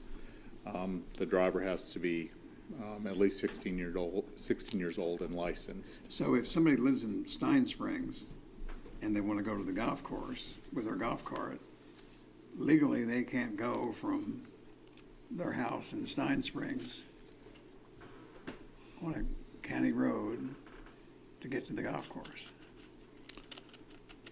Not a lawyer, but I would say there was not correct? a lawful way to do that. Are we encouraging a law violation if we put in this one short golf cart? I mean, I understand why they want it, but are we encouraging people to violate the law if we put in this one block area and allow? So the element here would be if you allow the path, and the second part is do you name the county roads where they're acceptable to be driven. So in this case, you could say, and they would only be allowed on perhaps St. Andrews, and then there's some subdivisions behind Stein Spring that connect through Stein Spring, but they're not in the city; they're in the county. That you might also name several of those streets and say, because we know and expect people also drive carts from those locations a little bit north of what's on the graphic. I'm afraid we'd be opening a can of worms if we approved it for Stein Springs. Then the people in my subdivision, well, why can't we get our and ride around our subdivision in our golf cart? I think the can of worms is already open because I think it's occurring it is. Today. There's no doubt about it. And so you get into sort of a debate here. Can you take an unsafe activity and perhaps make it a little bit safer by providing a spot that's out of the lanes where cars drive? Let me ask the county attorney, do we have any kind of a liability if we approve this for a golf cart in this one block section, and then somebody's coming out of Stein Springs on a county road where running a golf cart is illegal and there's an accident of some kind? Do we have any liability that we were encouraging them to go to this one block area where it's legal? So there's no way from St. Andrews to the golf course. It's just, you're, I'm sorry, I just need to know the answer to this question before I can answer that. But so from Stein Springs to St. Andrews, and then St. Andrews to the golf course, how do they get there? What they do is they short hop on Holt Road in the traffic lane. They get onto St. Andrews, they go down about a half a block, and they cut across on a vacant lot where there's permission from a property owner. And that's how they get to the club. Yeah, so there's no way we're, so all we're doing is allowing a sidewalk to be here, right? For all we know, somebody wants to walk on, or ride their bike on. Or ride a bike, right. So we're not really adopting this as a cart path. We're adopting this as a sidewalk on a road that desperately needs a sidewalk anyway, and they're willing to pay for it. Then we don't need to call it a golf cart. I mean, that's what we're calling it here. Well, are we calling it anything? Well, that's We've part of been the, using golf cart. that's part of the request that they made, was that we adopt this KRS to allow golf carts to be driven on those roads. They're gonna, I mean, that's why they want the thing. They're not wanting to walk on it. They want to ride the carts on it. So once you're into St. Andrews, there's no way to get on the golf course. We have to go to another path going from St. Andrews to the country club, that whole 10 right there, I guess, or whole 9. And there's no doubt they're going to end up using a county road for this thing. But I'm for it. I think it makes our community safer, and if I'm a parent out there, I think it makes a dangerous decision. Well, if we know, and I don't know, I'm not out around there hardly any, so I don't know, but I'm hearing that they're doing it anyway, and they're doing it in carts that have perhaps no lights, no mirrors, no seat belts, no all the other, no horn. They're essentially got to be identical to a car, pretty much, in order to be able to ride it on the road. All those things, stoplights, tail lights, headlamps, front and rear turn signals, reflectors, park and brake, horn, minimum 4 wheels. If you had all those things, couldn't you just use New Hope Road? If you drop the speed limit, Which I'm just, I just don't see how we're not making it safer for what we know is, I mean, we've all endorsed the idea of a golf course in this community at this particular location.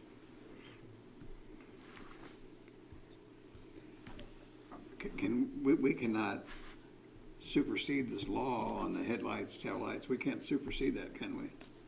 you can't go less than, you can make it more stringent. You can't take away that requirement, but you can make it more. You can say we want seat belts. But you can't take away from it. This already says seat belts, doesn't it? Oh, it does. Headlamps, tail lamps, stop lamps, front. But this is about to be a state route, which connects a city route and a county route. See, that's the other thing is those shaded, the light green or yellow or whatever color that is, that's all city. And so the other there in Stein Springs is county. And so No, Stein Springs is a city. So the light shaded areas, that's our zoning map is on this layer, so that's county. So the unshaded areas are city of Paducah. the unshaded is city. Yes.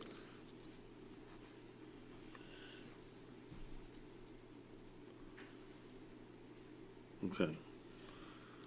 So All the So we other can't, are city areas. I don't think we can authorize this statute to allow carts on city roads. Can you get that? Sorry. Well, I had it turned off. Why is this so funny? It's always funny. It's Medicare calling to tell me. It was funny when it was circuit judge. Well, I can't put you in jail now. Let me show, Cade's asking a couple of questions here, so let me show you a view that helps this make sense.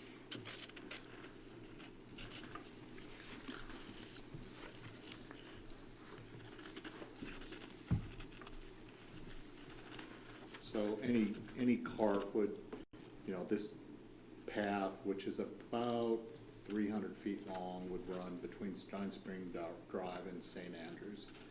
And once they get on, the cart gets to St. Andrews, it does not typically continue on Holt Road. It cuts across and it gets to this location right here.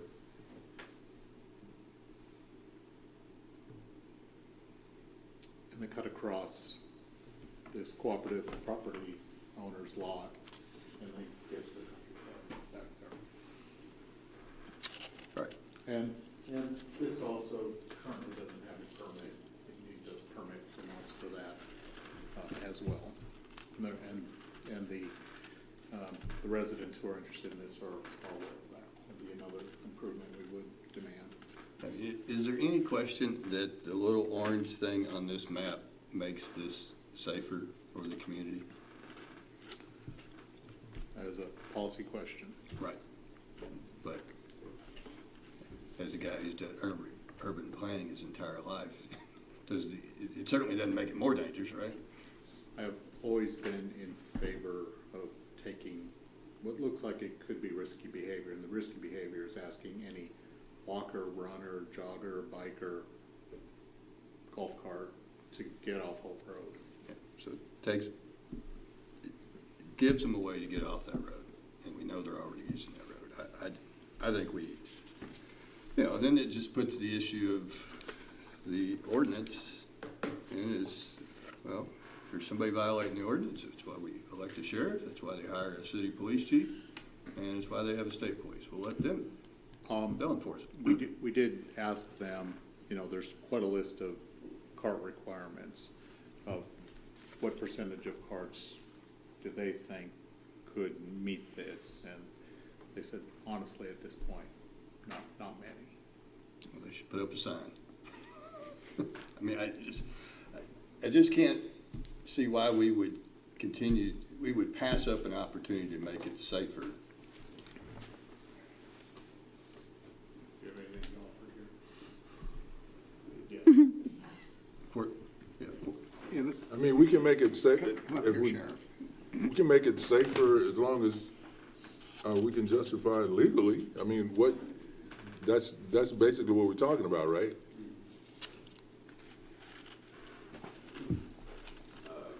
All I would say is that they ride on, like Mr. Doolittle said, they ride on New Holt already. They ride around the county already, so if it's just a little pathway to help keep them off of New Holt, I think it'd probably be a smart thing to do, because they're going to do it already. As you know, it's extremely hard to enforce even passenger vehicles, speeding, and seat belts, and some of the reckless driving you all see. So it's even harder for us to regulate a golf cart. And do you really want to be paying a deputy $55,000 a year to regulate golf carts on New Holt? I don't think that's probably taxpayer money well spent. So I think it'd keep them safer and so keep them off the roadway from other vehicles. I think that the market and insurance companies will eventually catch up, and they'll all get safer because that's what they do. I think our job is just to say, all right, that path is a common sense path that makes our community safer. Let's do it.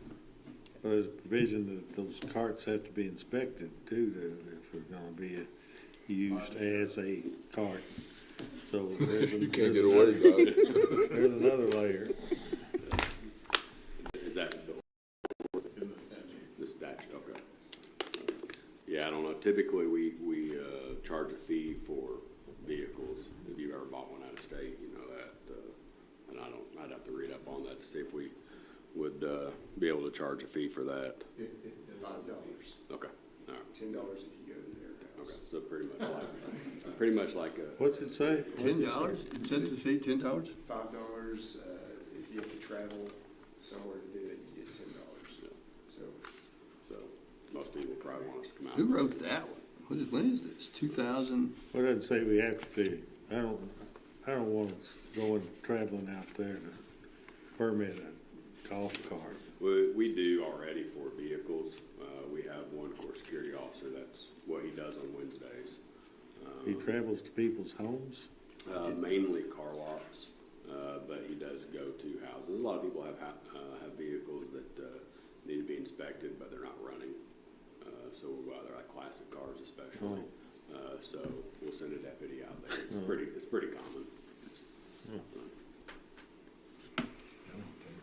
Any other questions for me? So this thing, the decision here is not just, we're deciding whether to do the path, but also deciding whether to authorize this cart usage on these roads. That's what, if we don't do it tonight, it's coming I don't tomorrow. think they're required to be together. I think you could say, instruct the county engineer to issue a permit for a multi-use path, and the decision as to whether or not you're going to allow carts on the street could be a separate decision. Let's do the permit thing. Do what? Let's just do the permit thing tonight. And then maybe we won't ever have to get to the other. Unless the county attorney sees it differently. For it to be used on the city. Once the For the roadway. But once the sidewalk's there, I mean, doesn't the same thing exist for New Hope? These things shouldn't be on New Hope.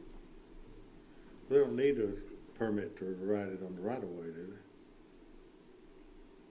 they? To ride it Do on they the need- sidewalk? Yes.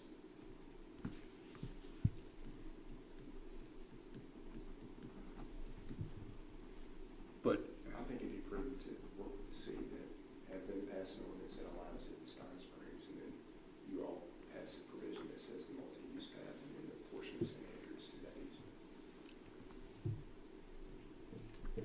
That's probably a good idea. Let's decide something. we got somebody willing to build us a sidewalk in this city at no expense. And all we got to do is vote yes and a permit, and it starts happening. I suppose the only downside would be if the city took an opposite view and said we're not going to allow golf carts in Stein Spring. Well, they're not going to do that. One of these lots in the city needs to be where this path is going to be. One of the properties in the city and one's in the county, right? Well, yeah. I know it's all county right away, but one. Right away, but yes, one of the adjacent lots is in the city. One in Stein Spring Estates. So we could just decide to, if they want to build, we'll say we'll not oppose you in putting this lane in the right of way, but you understand that I don't think we can authorize cart usage on city roads. You think, Cade? I think that's a city decision. We can authorize for the St. Andrews, but they need to be aware, and there's an attorney among them that I would think would know that. So tonight we can just say we support their putting this lane in. Do we have any liability to maintain that path once it's built? Yeah, once it's ours, it'll be ours to take care of. So even though they pay to develop it initially, if 5 years from now it needs to, there's concrete, or is it going to be concrete or stone or rock? It'll be concrete, and they will have to build it to our specifications and standards. And I guess I asked you about the width, because I'd heard 5 feet, and that seems too narrow. I like 8. It's proposed to be 8. Okay. And there's So they can have the path, but stay off of Old Road. Yep. So you need a motion? That would be nice. And you want the motion, basically, Motion, we support the issuance of a permit for Yep. an 8-foot sidewalk Yep. on and along New Hope Road. Yep, and we'll work out the permit details in Randy's office. All right, I make that motion. Second. Second. Any other discussion? All in favor, aye. Aye. No. All right. Got that. All right, time to rock and roll. Board appointments. Board, we still got. It is ordered that Laura Bailey is appointed to the Library Board for a term of July 1st, 2024 to June 30th, 2028. So move. Second. Any discussion? All in favor, aye. Aye. Opposed, no. That carries. It is ordered that Gabe Reeves is appointed to the Hendron Fire Board for the term of July 1st, 2024 to June 30th, 2027. Motion. Second. Discussion? All in favor, aye. Opposed, no. That carries. It is ordered that Alan Clay Robinson is appointed to the Zoning Board of Adjustment for a term of July 1st, 2024 to June 30th, 2028. Motion. Second. Discussion? All in favor, aye. Aye. Opposed, no. That carries. It is ordered that bid openings were held at 10 a.m. on May 22nd, 2024 at the McCracken County Courthouse for bituminous asphalt paving for the period of July 1st, 2024 through June 30th, 2025. One bid was received, that being from Jim Smith Contracting, and was taken under advisement. Motion. Second. Discussion? All in favor, aye. Aye. Opposed, no. That carries. It is ordered that the bid for bituminous asphalt paving for the period of July 1st, 2024 through June 30th, 2025 be awarded to Jim Smith Contracting. So move. Second. Discussion? All in favor, aye. Aye. Opposed, no. That carries. It is ordered that bid openings were held at 10 a.m. on May 22nd, 2024 at the McCracken County Courthouse for stone for the period of July 1st, 2024 through June 30th, 2025. Two bids were received, that being Vulcan Materials and Overby Trucking. Both were taken under advisement. Motion. Second. Discussion? All in favor, aye. Aye. Opposed, no. That carries. It is ordered that the bid for stone for the period of July 1st, 2024 through June 30th, 2025 be awarded to Vulcan Materials. So move. Second. Any discussion? All in favor, aye. Aye. Opposed, no. That carries. It is ordered bid openings were held at 10 a.m. on May 22nd, 2024 at the McCracken County Courthouse for delivered fuel for the period of July 1st, 2024 through June 30th, 2025. One bid was received, that being from JSC Terminal LLC, DBA Midwest Terminal, and was taken under advisement. So move. Second. Discussion? All in favor, aye. Opposed, Aye. no. That carries. It is ordered that the bid for delivered fuel for the period of July 1st, 2024 through June 30th, 2025 be awarded to JSC Terminal LLC, DBA Midwest Terminal. So Motion. move. Second. Any discussion? All in favor, aye. Aye. Opposed, no. That carries. It is ordered that the judge executive is authorized to enter into an agreement with Construction Safety Consultants Incorporated for safety services and drug screening for the McCracken County Road Department at unit prices and hourly rates in accordance with the agreement for the fiscal year 2024-2025. Further, the judge executive is authorized to execute any documents necessary to enter into said agreement with CSC. Motion. Second. So, this agreement wasn't attached, but did it change? I don't think I saw this one attached. Did it change from last year?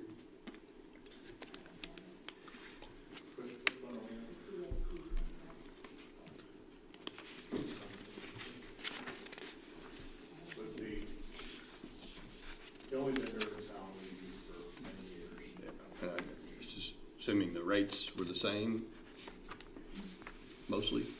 All right. All in favor, aye. Aye. Opposed, no. That carries. It is ordered that a bid opening was held in the Sheriff's Office for Dodge Durango Pursuit all-wheel drive vehicles on May 10th, 2024, and two bids were received and taken under advisement. So move. Second. Any discussion? All in favor, aye. Aye. Opposed, no. That carries. It is ordered that a bid opening was held in the Sheriff's Office for the equipment installation for Dodge Durango Pursuit all-wheel drive vehicles on May 10th, 2024, and one bid was received and taken under advisement. Motion. Second. Discussion? All in favor, aye. Aye. Opposed, no. That carries. It is ordered that the judge executive is authorized to execute the service agreement with Government Utilities Technology Services Incorporated, or GUTS, for the processing, printing, and mailing of the 2024 McCracken County property tax bills. So moved. Second. Discussion. This is something we always do, right? Yeah, it's a contract we do every year. They do it early because they're going to bill us for free postage before they mail them out in September, late September. All in favor, aye. Aye. Opposed, no. That carries. It is ordered to pay the invoice dated May 25th, 2024 to PFGW for the Sports Complex project in the amount of $44,632.66. This is pursuant to the interlocal cooperation agreement dated September 7th, 2022 between City of Paducah, Kentucky, the County of McCracken County, Kentucky, and the Sports Tourism Commission. As per the interlocal agreement, the City of Paducah pays half of the invoice to McCracken County. Further, the treasurer is authorized to transfer $22,316.33 from the general fund to the Sports Complex Project Fund. Motion. Second. Discussion. All in favor, aye. Aye. Opposed, no. That carries. It is ordered to accept the American Rescue Plan Act State and Local Fiscal Recovery Fund expenditure document. It is further ordered that the treasurer be authorized to transfer $3,046,950.62 from Fund 84 to Fund 01. So moved. Second. So is this just bureaucracy, or what is this? This is the remaining $10 million lost revenue that the county was allowed to use for ARPA funds. It's the remaining $10 million, we're moving it from the ARPA fund to our general fund. But there's a document in your packet that there are expenses that back that up, and that's what we're going to be audited on for 24 for a single audit. We'll be on these expenditures. So is this the first ARPA money, or is this the last of the second ARPA money? This is the balance of the $10 million. Okay. They set a $10 million cap for lost revenue, that any county could come up with expenses and take that money versus making purchases or doing projects, and that's what we chose to do with it. And then there's the remaining $2,076,000 that we'll spend on 911 radios, I think.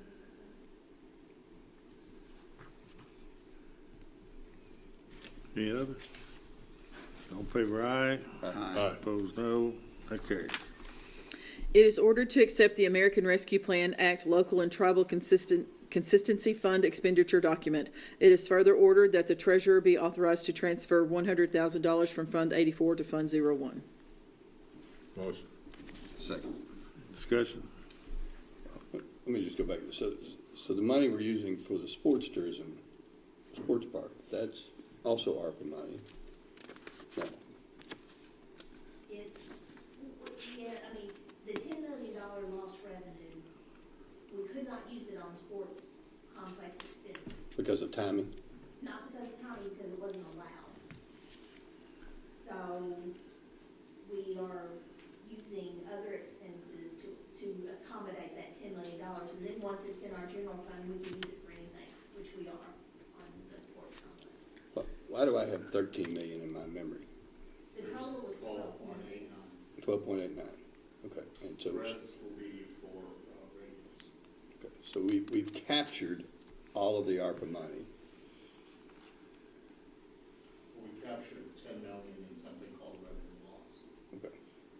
That, and identifying a bunch of expenses involved by the federal government, basically freed up money in our general fund to use for sport park. Now that this money is in the general fund, we can use it for anything we want, can't we? We've dedicated it, though, we don't have any debt associated with the things Steve described as first funds. The first funds for the city, the first fund for the county is $12.5 million. So we'll use 10 million of ARPA, and then we had some other COVID dollars that we reserved that we'll use for the other 2.5. Has the federal government approved our reimbursement, all the reimbursement items you put in there? Has the federal government approved those? Has it been audited yet? Last one.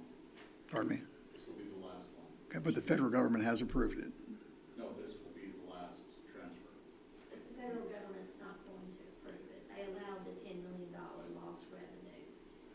when we have a single audit, they will test those expenditures to make sure those are. Okay, so it has not been audited yet, Not for 24. not the 10 million. When we tell the public that the first $12.5 million that we have used and paid for the sports park came from the federal government, we're telling the truth. That's the truth. Okay. It just, how we thought we were going to use it has changed a little bit because they said this.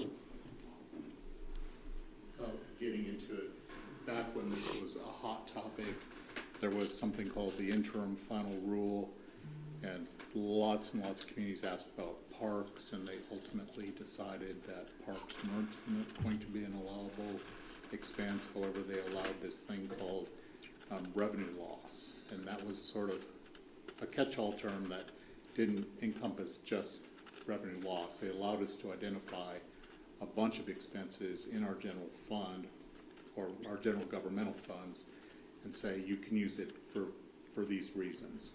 So in this last $3 million tranche plus the other 6-point-something million, we have identified those funds and said there's our 10 million. Then we had, separate from ARPA, we had some, I guess it was some other COVID, what was the name of that program? CARES, which was the original before ARPA, CARES Fund. We had 2.8 million-ish. And then there were some little tiny grants we got also related to that. So those two funds together will be our $12.5 million.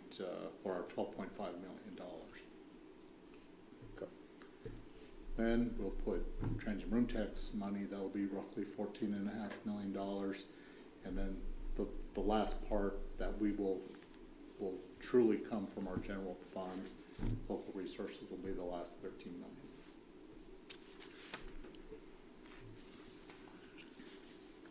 Cool, thank you.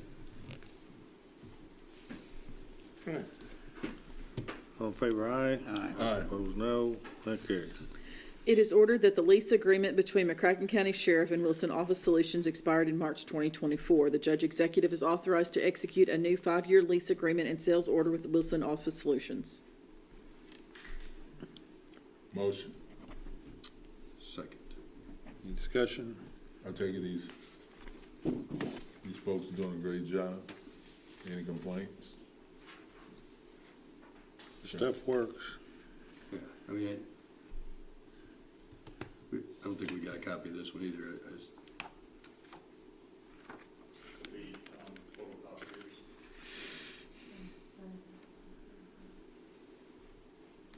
It's a Xerox. It's not a zero. Right, it's a sheet of-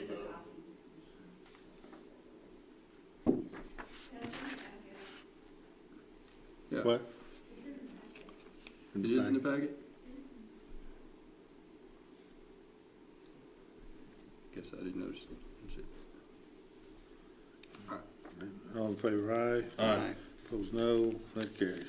It is ordered to declare the following items as surplus. 2013 Ford Taurus Interceptor 1F AHP 2MK7DG 199721. Motion. All in favor, aye. Aye. Opposed, no. That carries. It is ordered to approve the May transient room tax in the amount of $546,518.17 to be dispersed as follows. Paducah CVB, $160,995.01. Convention Center, $108,977.99. Sports Tourism Commission, $165,929.08. Escrow Fund, $110,616.09. Motion. Second. Discussion.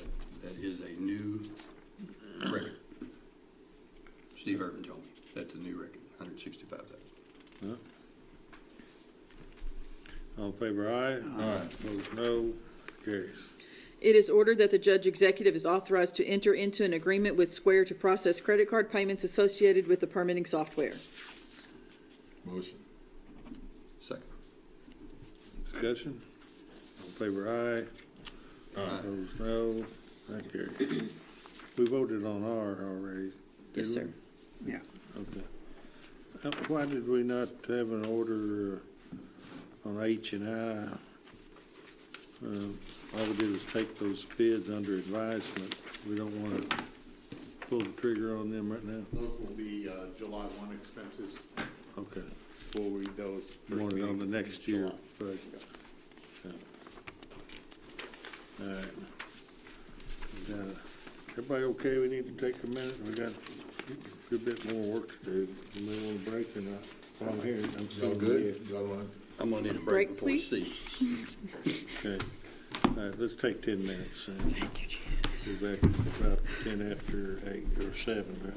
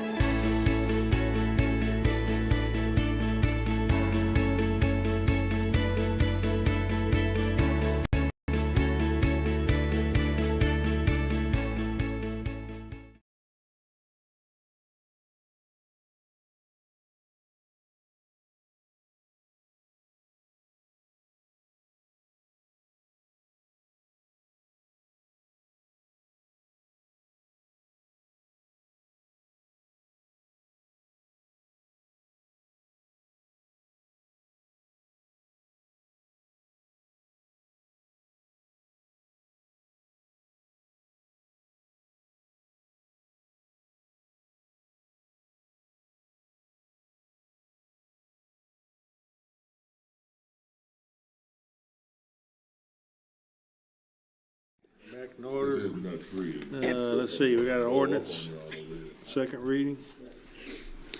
Commonwealth of Kentucky, McCracken County Fiscal Court, ordinance number 2024-04, an ordinance amending the McCracken County ordinance number 2023-10 by making revisions to the proposed fiscal year 2023-2024 operating budget by modifications in receipts from jail, state, and federal funds, miscellaneous, sheriff's fees, insurance proceeds, and economic development in strict compliance with the mandates of Kentucky Revised Statutes, Chapter 68.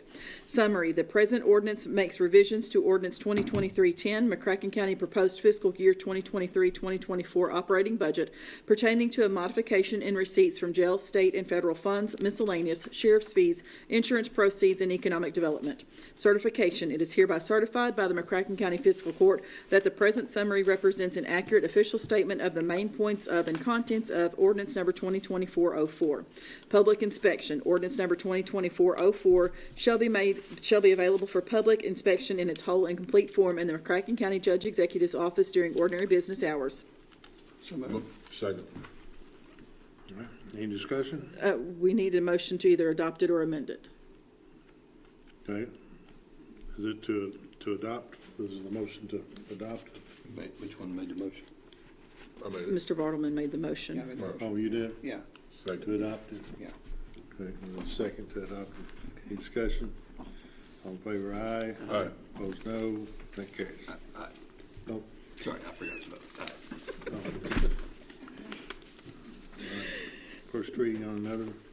Commonwealth of Kentucky, McCracken County Fiscal Court, ordinance number 2024-05, an ordinance repealing in its entirety McCracken County ordinance number 2021-09, setting forth the previous form of the McCracken County Administrative Code and enacting a replacement administrative code containing all amendments enacted subsequent to the initial passage of the McCracken County ordinance number 2021-09. Summary: the present action is mandated by KRS 67.710 and KRS 68.005 and operates to repeal in its entirety the current McCracken County Administrative Code as previously enacted by ordinance number 2021-09 and containing the numerous amendments enacted subsequent to its initial passage. The present action allows the full cooperation of all such subsequent amendments to a single self-contained code for ease of administration and more effective and efficient notice of and compliance with its provisions. Certification: it is hereby certified by the McCracken County Fiscal Court that the present summary represents an accurate official statement of the main points of and contents of ordinance number 2024-05. Public inspection: ordinance number 2024-05 shall be available for public inspection in its whole and complete form in the McCracken County Judge Executive's office during ordinary business hours. Motion. We need either a motion to acknowledge the reading, to amend the reading, or remove the reading. Okay. Is there a motion to acknowledge this as the first reading? Motion. All right. Is there a second? I'll second that. Maybe I'm just not finding everything. Do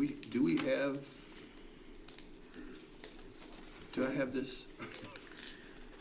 Given the size of it, we emailed it to you, and then I also emailed a summary of what's in the document to you.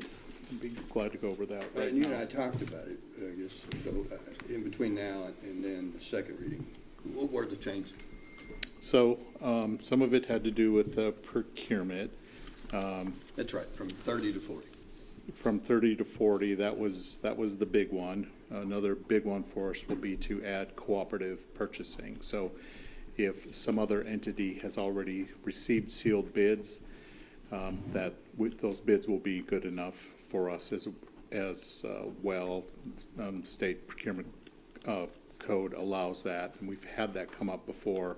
And then we say, nah, we got to do our own bids locally. So that one's fairly significant. We've had an issue in the sheriff's department and other departments when we buy a used vehicle. So that'll just be on the basis of best evaluated. It won't be on the basis of necessarily low bid. On a used? On a used car, right. Used car. Right. New cars will still likely will be on the basis of low bid. Sometimes, and the code allows us to do, sometimes it's on the basis of best evaluated bid. The last example was a vehicle we bought in the road department.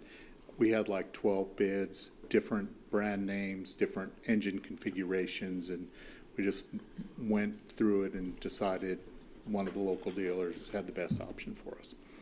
And of course we have to disclose what those reasons are. Currently, this is a sore spot with the auditor. Currently, purchase orders, the local rule is $100. That rule is going away. It's going to do what the auditor prefers, and that's all expenditures have to be a purchase order obtained for those. We do have sporadically people who will, because of the $100 rules, they'll order from the same vendor 5 times in a week, just to avoid getting one purchase order. So they'll split it up into a series of smaller purchases. So that, combined with, I don't know, at least 5 years of requests from the auditor not to do that, we're gonna stop doing that. Or it's our recommendation we stop doing that. Next, under policies and procedures and benefits, this is as it applies to the employees. Probably the most significant one there is our comp time policy. We currently allow 400 hours. That does not comply with FSLA and Kentucky state law. So we'll reduce that for non-emergency workers. We'll reduce that to 240. We'll cap that. We have an issue with a handful of employees that are already above that cap, but it won't affect anyone in the 240 hours. Won't affect anyone, for example, in the sheriff's department. It codifies Juneteenth as a holiday. You approved it this year by order. If it goes into the code, it will become a recurring holiday for us. We're requesting that all employees receive 2 personal days a year instead of 1. Already the union employees get 2 by contract. There was some updates we had to make because the law changed with regard to military time. We added aunts, uncles, nieces, and nephews under the definition for funeral leave. We changed our health insurance plan to coincide with fiscal years instead of calendar years. Small change. Am I leaving out anything else significant? Michelle? No, the rest was just more wording and changing into the different paragraphs just so they made more sense, especially for the new applicants. Yeah, same wording, but we moved it in the code so it made more sense for people hiring on it with some things the judge identified. So this is our first reading. Yep. This is one of those things we can amend. This doesn't require some local government approval. We can, so the statute requires you to consider the code in June every year. Since we are, like last year we didn't make any changes, you simply passed an order. Since the administrative code was adopted by ordinance, amending it, we do by ordinance. So, but we can also amend it at any point during the year as well. There was a change at the end, that I'm recalling the summary, that changed. There was an exception, family member of a county commissioner. It seemed like we were striking that out. Am I remembering right? Yes. What was that about? You've gone back and forth on this rule. It used to be there couldn't be an employee that was related to one of you. We changed it, I think, to accommodate one of you, and this puts it back into its original form. Okay. Not one of you. It wasn't one of us. Yep. Okay. But we've changed that back, right? That's up to you. We proposed it in the language. I guess we ought to put a voice to that. That was because one of our sons wanted to try his hand at being a deputy sheriff. Yes. And was cop certified, so he just decided not to. Yes, and then subsequently decided not to. Yep. Any other discussion? All in favor, aye? Aye. Yeah, this is Yes. just to acknowledge this is the Yes. first reading. All in favor, aye? Aye. Opposed, no. Okay. All right, C. First reading, Commonwealth of Kentucky, McCracken County Fiscal Court, Ordinance Number 2024-06, an ordinance establishing and imposing a fee on all occupied real estate parcels located within the territorial limits of McCracken County outside the limits of City of Paducah to facilitate funding for the provision of joint 911 services as more fully set forth in the interlocal agreement between the City of Paducah and McCracken County. Summary. The actions effectuated in the present ordinance operate to establish and impose an annual fee on all occupied real estate parcels located within McCracken County to fund the provision of 911 communication systems and services. The ordinance provides a fee scale that bears a reasonable relationship to the benefit received and which considers the use and size of the property. Further, the ordinance provides the methods of collection and the fee and the consequences of its non-payment. Additionally, the ordinance establishes a county appeals board to which property owners may appeal the classification of their property under the terms of this ordinance. Certification. It is hereby certified by the McCracken County Fiscal Court that the present summary represents an accurate official statement of the main points of and contents of Ordinance Number 2024-06. Public inspection. Ordinance Number 2024-06 shall be available for public inspection in its whole and complete form in the McCracken County Judge Executive's office during ordinary business hours. Motion. Are we motioning to acknowledge, amend, or remove? Acknowledge. I'm sorry, that may be you, Judge. No, that's fine. It's Okay. your motion. Yeah, I acknowledge the first reading. Yes. Okay. Is there a second? Second. And we obviously can amend this before the second reading, right? Yes. I think I'm gonna speak against this because I just don't think we're ready for this vote. I don't have enough information to make this vote. I understand that we, as a community, need a 911 user fee.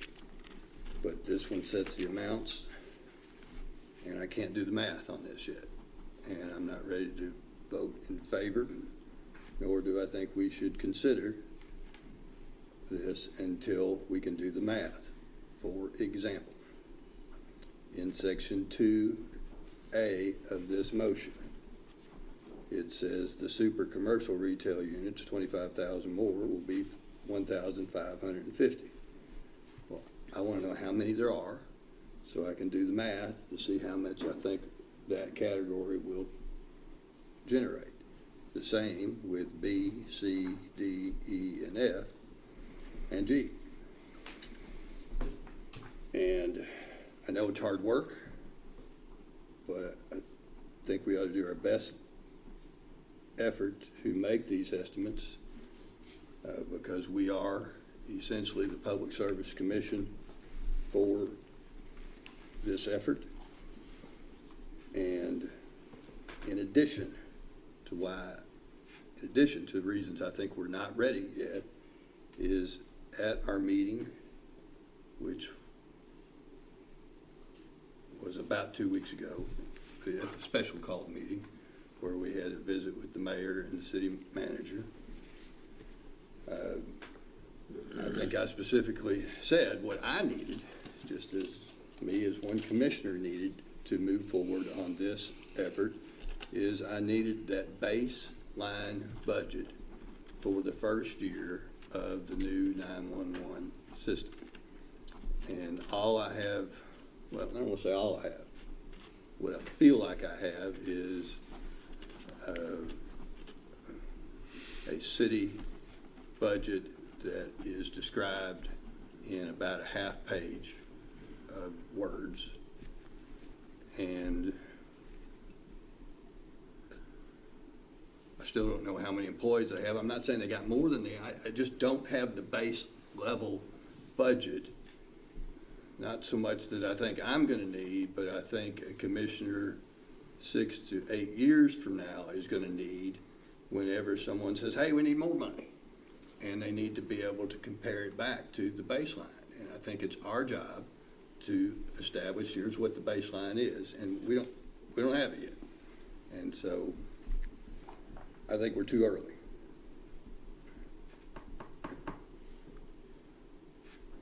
Let me address one of those.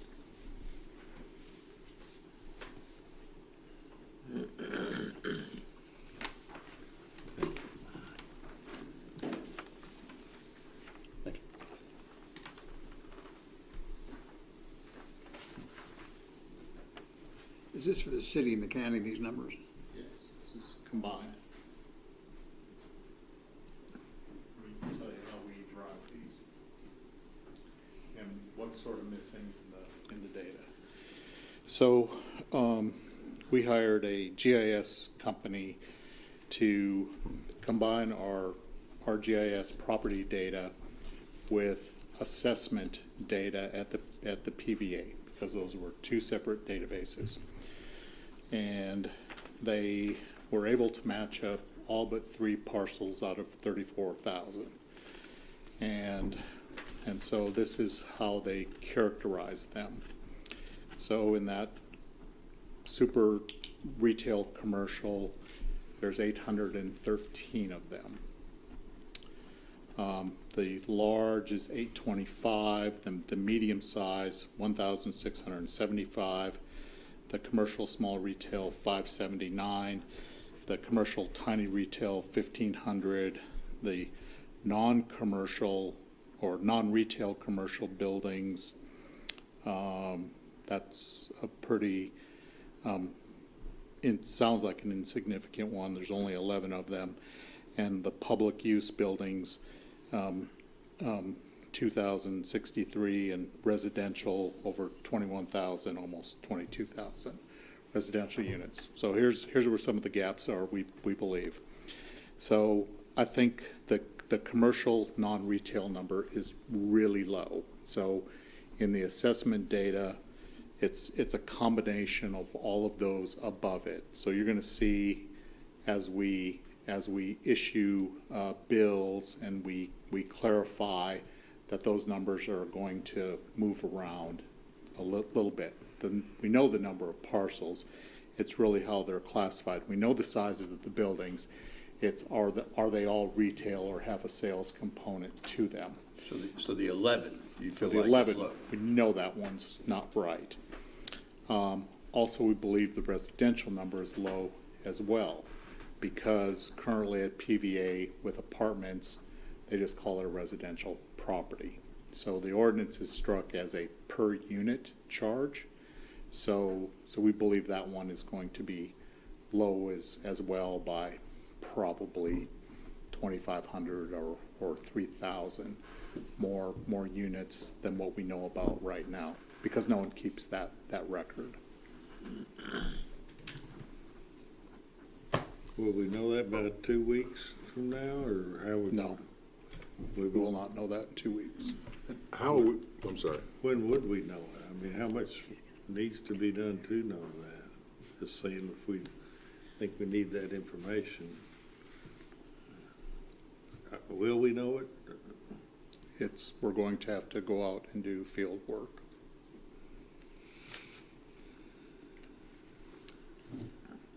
How are we billing this On the tax bill. on the tax? Okay. Where it says, this ordinance provides a fee scale that bears a reasonable relationship to the benefit received. What does that mean?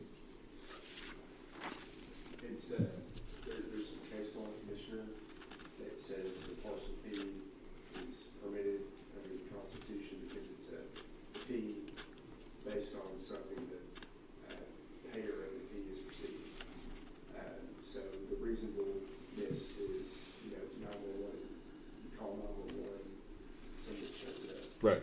So, Walmart, Supercenter, they're going to have 100 times the amount of calls that you or I would in our house, or 1,000 times. So that's why their fee is more. Is there some kind of, for example, like Walmart? I'm assuming all that was looked at and tracked. How many calls did they get on a, I don't know, 6 months Yes, basis? yes, it is in the, we call it CAD data, the computer aided dispatch. That's by every address that's kept track of. All right.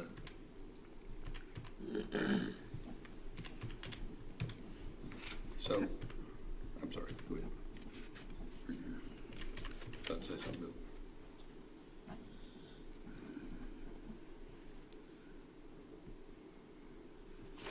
So if we were to go forward with this as it is, as a first reading, then if, say we won't know the answer to this until we do a bunch of field work. On apartments. Huh? On apartments. On apartments. So how long will that take? So on your list where it says total count, like for residential, an apartment complex that had, say, 25 units, on this list, they'd be recorded as one, right? Correct. How do we treat industry in this? Is industry paying fee toward this? Yes. And where does the They industry? will go under the non-retail. So when PVA gets in there and starts manipulating the data, I know all those businesses aren't retail. They're going to be shoved over to the commercial non-retail number. It's commercial non-retail, so if there's only 11 of those in the county? No, In the city and county? No, there's not. So we've got a commercial super retail. Right. Am I missing the commercial super non-retail? Yes, you are. It's just commercial non-retail. And so. It's a tenth of the charge than retail. So there's a heavy, or it's weighted towards retail. So DOE, let's say, is going to pay $150. Yep. But Walmart's going to pay $1,500. Well, actually, they're going to be public. Maybe DOE's a bad example. Let's find They're going to pay 35. Because they have their own fire department. But what'd you say? They're going to pay 35 because they're public use. All right. Well, let's say new company goes out the triple rail side. Yep. Going to make steel. They're going to pay $150. Yep. Because we think they're not going to use 911. But they probably would use 911. But how you know who's going to use now? I mean, accidents aren't scheduled. I mean, Well, I mean, you basically you're trying to make an educated guess based upon the number of people there and the likelihood that something bad might happen. I guess. So the basis, that was pioneered by Kenton County. It's called land use density. What is it? Land use density. So the bigger and more people intensive it is, the fee follows that. With the lowest fee being public use, the second lowest fee being residential at $45. So when we talk, I want to talk about that residential fee. Okay. So is Kenton County, were they $45? 75. 75. How did we come up with, we didn't come up with, how did y'all come up with 45? So we backed into basically 3.7 million. Okay. So. Because we get right now roughly $335,000 to $350,000 a year from cell phone fees collected by the state and distributed locally. That's countywide. So I'm just going to suggest we should consider that fee, a fee to start at is $24 a year, because when we all had a landline, Bill, Carl, you don't have it anymore. You had it about 10 years ago, and you were paying $1.50. But if you were in the city, I was in the city, Richard and I were in the city. There you go. We were paying $2 a month. So we were paying $24 10 years ago. Yes. And we've been getting out of paying the $24 for the last 10 years because we canceled our landline. So I can see a logic for those 17 people that are watching this show. There's a logic of why that should be, show is a bad word, this proceeding. Also, Why commercial it should be businesses 24. paid the fee as well because we have something called a PBX charge. So their fee they paid for 911 was based on number of telephone lines they had going into their private business exchange. That number over time has also been, while they still have their commercial internal PBXs, the systems by and large have gone online. So used to have a piece of equipment that hung in a closet. You had so many lines that came from the old Bell system, and we charged a fee based on that. Those have largely gone online and into the cloud, and those services are delivered over the internet. So we don't get those anymore either. So businesses weren't paying $2 in the city and $1.50 in the county. They were typically paying much more than that. All right, I get that, but I'm going to focus on residential. So if we cut residential to $24, and in this ordinance that's proposed, we're doing away with the landline fees. We are. So, The interlocal agreement requires us to abolish our ordinance on landline fees. so my neighbor who's got a landline, when he comes over and says, will you charge a user fee on my property, I'm going to say, no, we took it off your landline and we put it on your property, and it's a zero net for you. And for the others, you've been able to, enjoy the windfall of slow-moving government, and you've gotten the $240.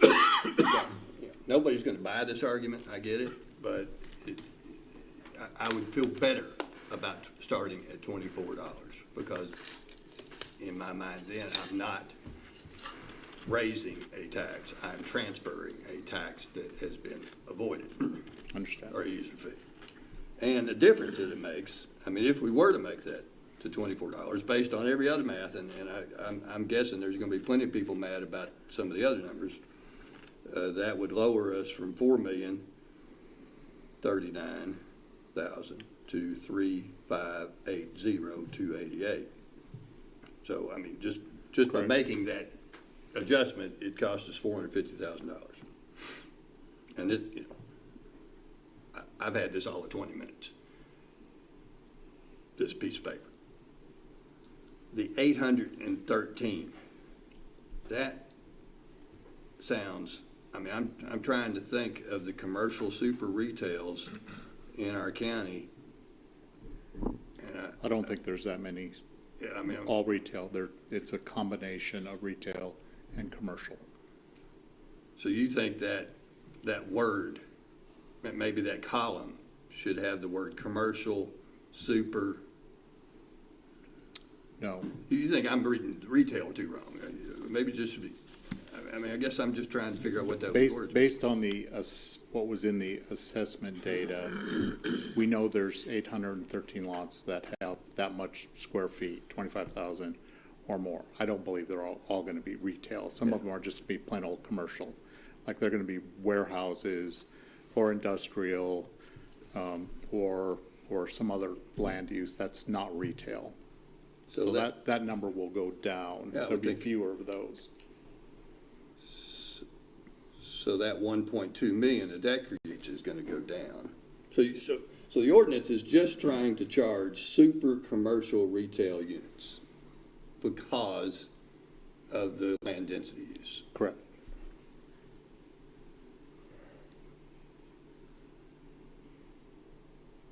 And what you're telling us in this piece of paper that I've had 20 minutes is that there's 813 that could fit that category if they're actually selling something.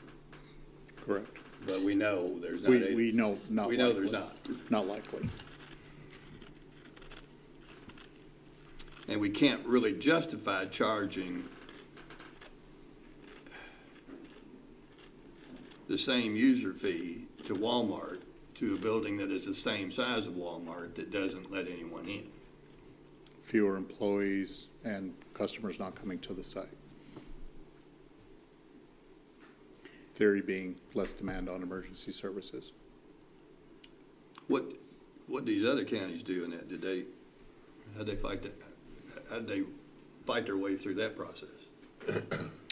Well, it's part of the policy making decision where you want to put the cost, whether it's even on everyone or scales with land use intensity. Another key component in this ordinance is the appeals board. So the person that gets their bill thinks they're wrongly assessed, they can come to either the city or county and ask for us to look particularly at their situation if we've identified them incorrectly from the assessment data. How would you classify, for example, people that have a storage rental property where they have 100 storage rental units on it? How is that classified? That'd be the non-retail. Less complicated than the water meter. Because like in that particular example, that's not people intense at all.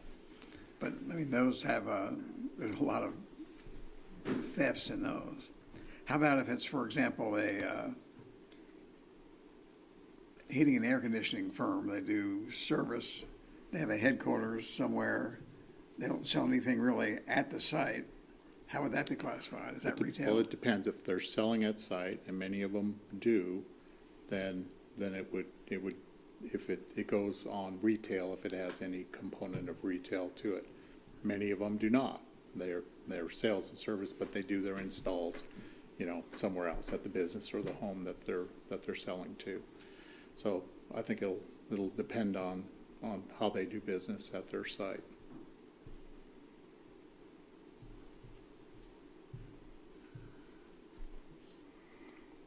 As we've talked about internally and with the city, it's a starting point. I think it'll look different in a year or two as we get the bills out and we look at every situation case by case.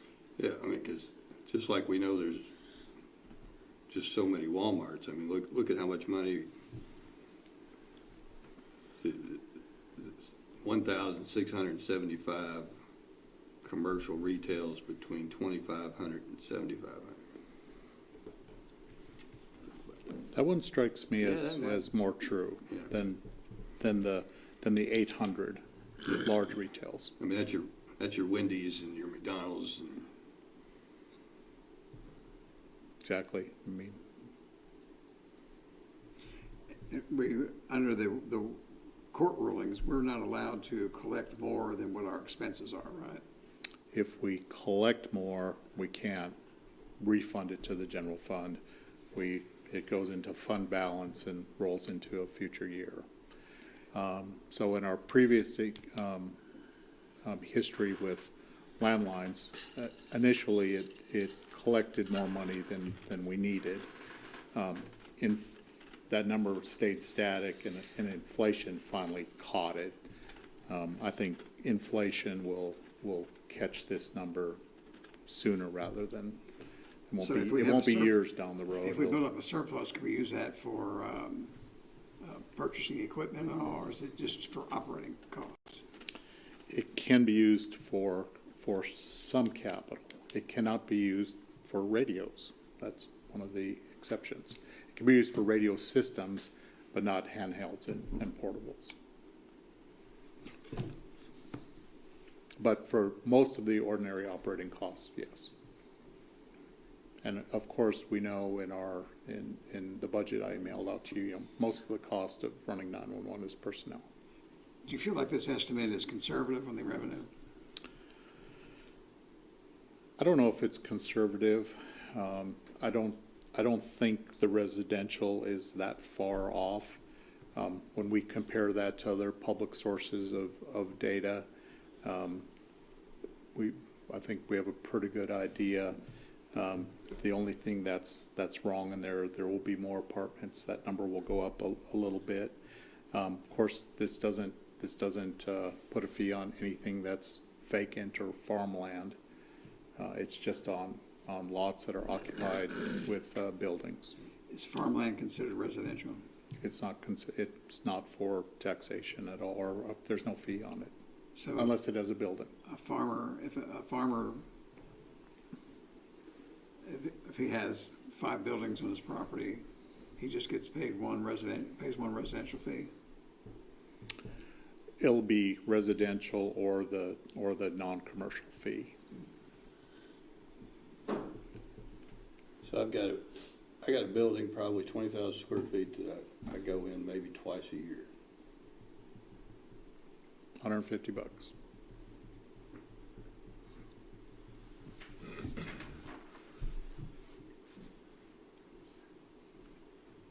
Why do you say that? Because it'll end up being a commercial non-retail. So, yeah, so it just seems to me that then a big portion of the revenue projections above the residential are way too high. The residential are low, so the two biggest numbers, the residential low, the super retail is high. All right, what will the hospital pay? Well, it depends. They likely will be, if you look at the detailed description in the ordinance, I think they're going to be a public use. So they're going to pay less than me. Yep. Schools, all of the utility properties, all of the city properties, all the county properties, we the county will pay. Well, maybe we need to look at tweaking our definitions. What's the rationale that a hospital with all the people in there and the equipment, how often do the police get called to the hospital or the fire department, ambulance? They're already there. When the hospital's already, I'd say the ambulance. they get an emergency, it's so I think code 99. I think the rationale was their nonprofit status. Are they?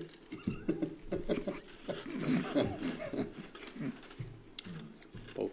Are they really? I mean, there's a lot of profit associated with that nonprofit, and a lot of profit that occurs that won't occur unless that nonprofit exists. Does Campbell County have more classifications in this, or is this the same number of classifications they have?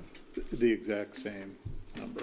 Are there Well, any- the only thing they did differently was they did apartment groupings. They had 1, 2, and 3 units at 75, and then they did 75 per unit between, I forgot what was that, I think it was up to 40 units. And then they had a supersized that they capped at a different number, but all at $75. So, and the first break was at 3 units, and the second break was at, do you remember, Judge? I think it was at 40 units, and then whatever their supersized apartments, and they capped those, I think, at 100 units. So the most they would pay would be $7,500. What would be the logic in capping per unit if you're Well, trying to actually? we discussed that with the city a lot and really couldn't think of a good reason here why capping it made sense, because the demand drivers are the same, right? Right. It scales fairly perfectly. Apartments, Judge, if you'd point out the language, they get a first year credit. So that they can get their leases up to date to reflect the additional cost. It was for 6 months, wasn't it? I want to say it was the first year. I don't know. I don't remember. got a, yeah, what was it, 50% credit for the first year. Well, and so you're talking about cost $2 on a landline for the last however many years. Well, that was for the emergency service, but what did that $2 buy? It bought the crappy system that we're ditching and going with a far superior system. So, you got to see not just what the cost is, but what's it buying. And this is $375 a month for residential, not $2, but $375. Say, was it Kenton County was $75? 75, yeah. Residential. You know, we're going to have this. We're going to have this appeals board. Once we start rolling this out, I don't know. I don't think anybody knows what Campbell or Kenton County's experience was when the people started getting assessed this and started. Was their appeal board overwhelmed? Did they make a lot of decisions different or whatever happened? But I think there's been a lot of effort put in here to try to be fair, to try to, we certainly got away from just a blanket fee for, you know, each parcel, that sort of thing. This is a first reading. I think we could do the first reading as it sits, and we can have some discussions. I don't like really the idea of going out and trying to do a bunch of field work to determine, you know, more specifically all these parcels. I think that we could see what's generated, what comes through, and be, you know, as fair as we can be when people come and say, hey, my building is this or that, or it's not occupied, or whatever. Here's my reason I think I shouldn't pay this or that. But I do think that in the next couple of weeks, or maybe in the next month or whatever, that we can look closer. So the hospital's paying $35 a year, and I'm paying $45 a year. And because they're being is their nonprofit status, is that a logical reason that they pay the cheapest fee of all? I don't remember now what the specific language is in the ordinance. I guess is that in the packet? We have. It says public use service, emergency service, governmental, religious, charitable, and education. The hospital doesn't fall into any of those. Yeah. So there's going to be. I don't feel like it's that charitable when I get a bill from the hospital. I don't know. I feel like my law firm is emergency service most of the time. Felt like that this afternoon there, a couple calls. We really have no idea what the revenue is going to be. This could be $2 million more a year, or it could be $1.5 million less a year. We just don't know.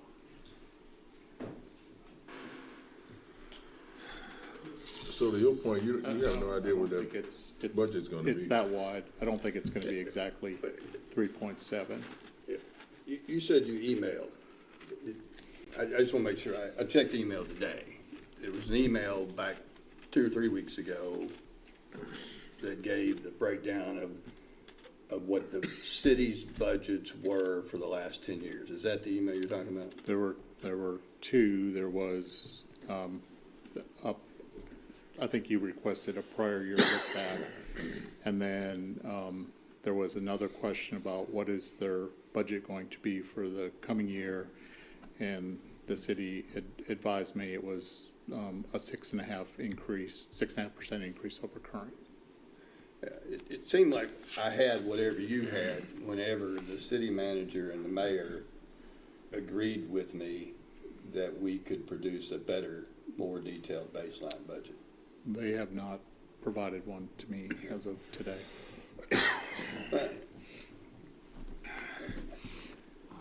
I don't really throw any shade on that. I mean, there's been a lot of government work done on other projects in the last 2-3 weeks. That email included what the head count was.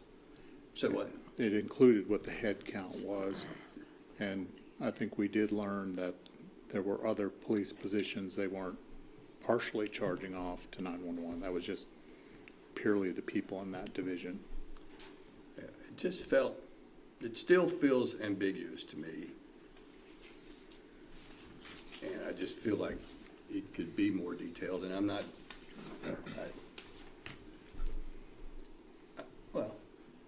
I'm not just being obstinate. I run a business, and I know, my budget's more detailed than that one, and I think whoever's sitting in this chair 6 years from now would appreciate a more detailed budget when they come back and say they need more money.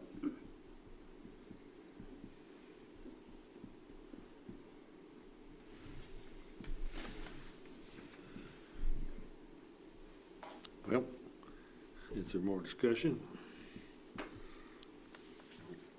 The motion is to approve this as a first reading. Acknowledge it, yes, sir. Right? Acknowledge it, yes, sir. Okay, acknowledge it as first reading. So, we ready to vote? All in favor, aye. Aye. Opposed, no. I'm opposed. Hold on, I'm trying to think how I want to vote on this. I think there's good points made that we really need more detail. I don't know how we get more detail until we collect the fee. So,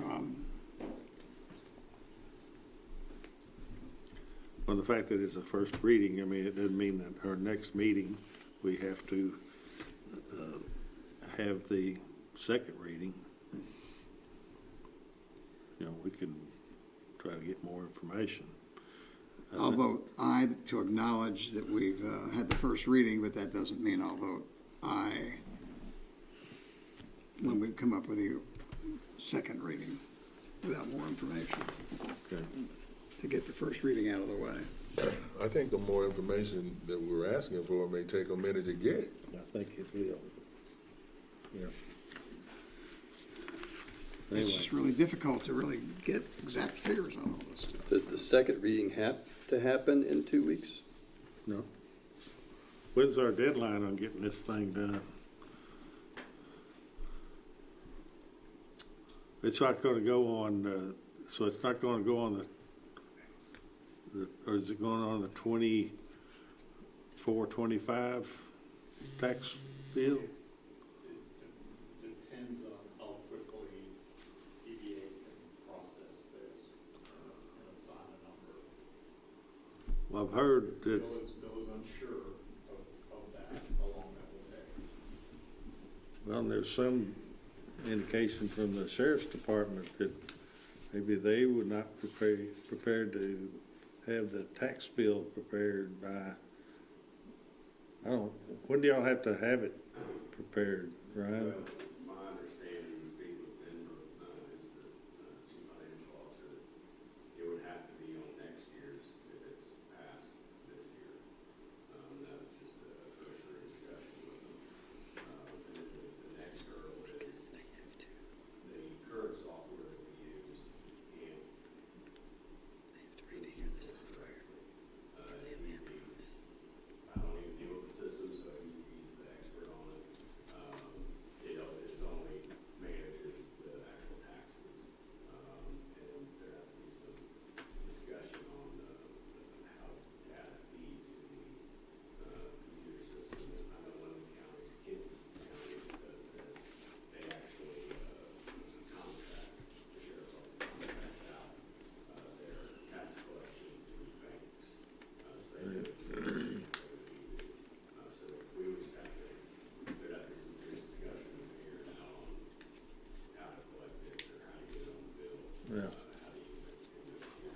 So there's something else we got to get figured out before the second reading.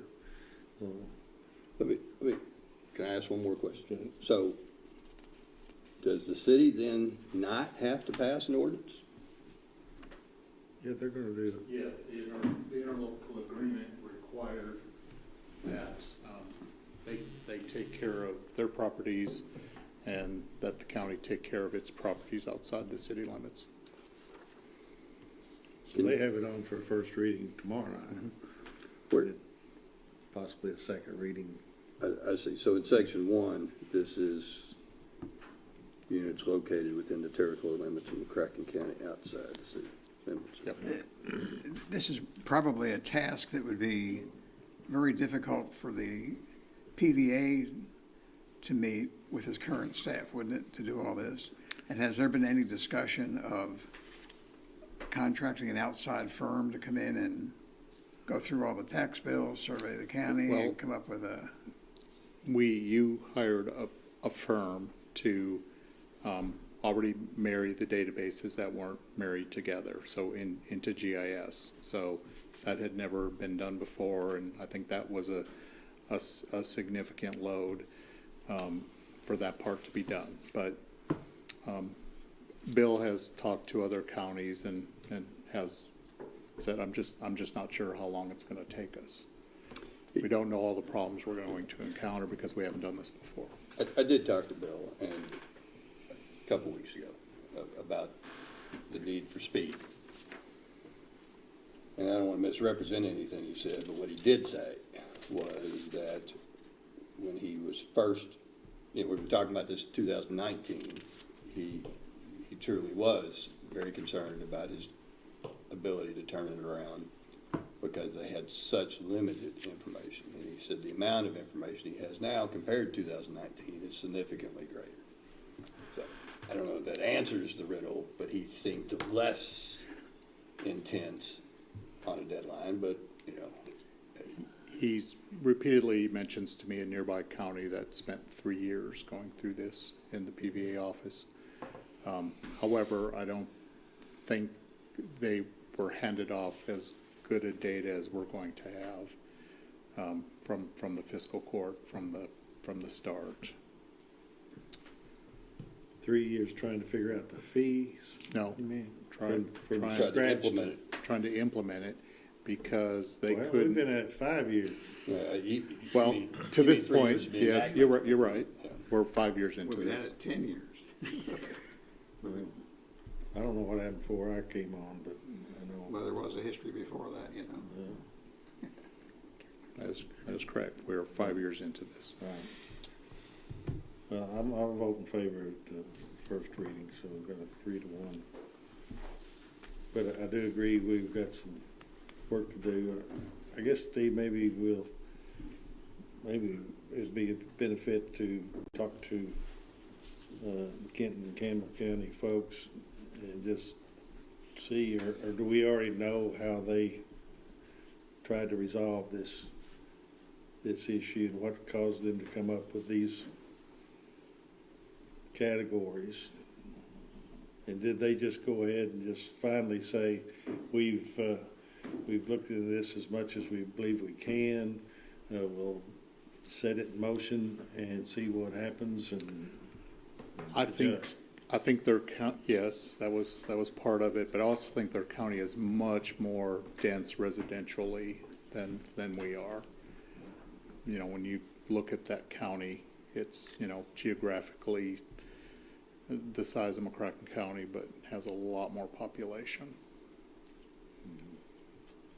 And I think they have, fewer of that commercial activity in that county. It tends to be in adjoining counties. And I'm probably going to get crucified with this. I'm really struggling with so you got the doctor's buildings, which are probably owned by a nonprofit. Well, I don't know. I That don't know how are they're all rented organized. to. I'm trying to think of I'm not trying to pick on my doctor friends, but I'm just thinking through the big users in the. Lawyers and doctors would pay $150. Yeah. I guess there's an argument the lawyers should pay more too. Not sure why yet, but I'm sure there is one. Somebody, a doctor will tell me tomorrow, I bet. So we sort of modeled ours after theirs. They generate way more money. So to keep sort of the proportions the same, ours is proportionally the same with the exemption of residential. Ours was 45 versus 75. Yeah.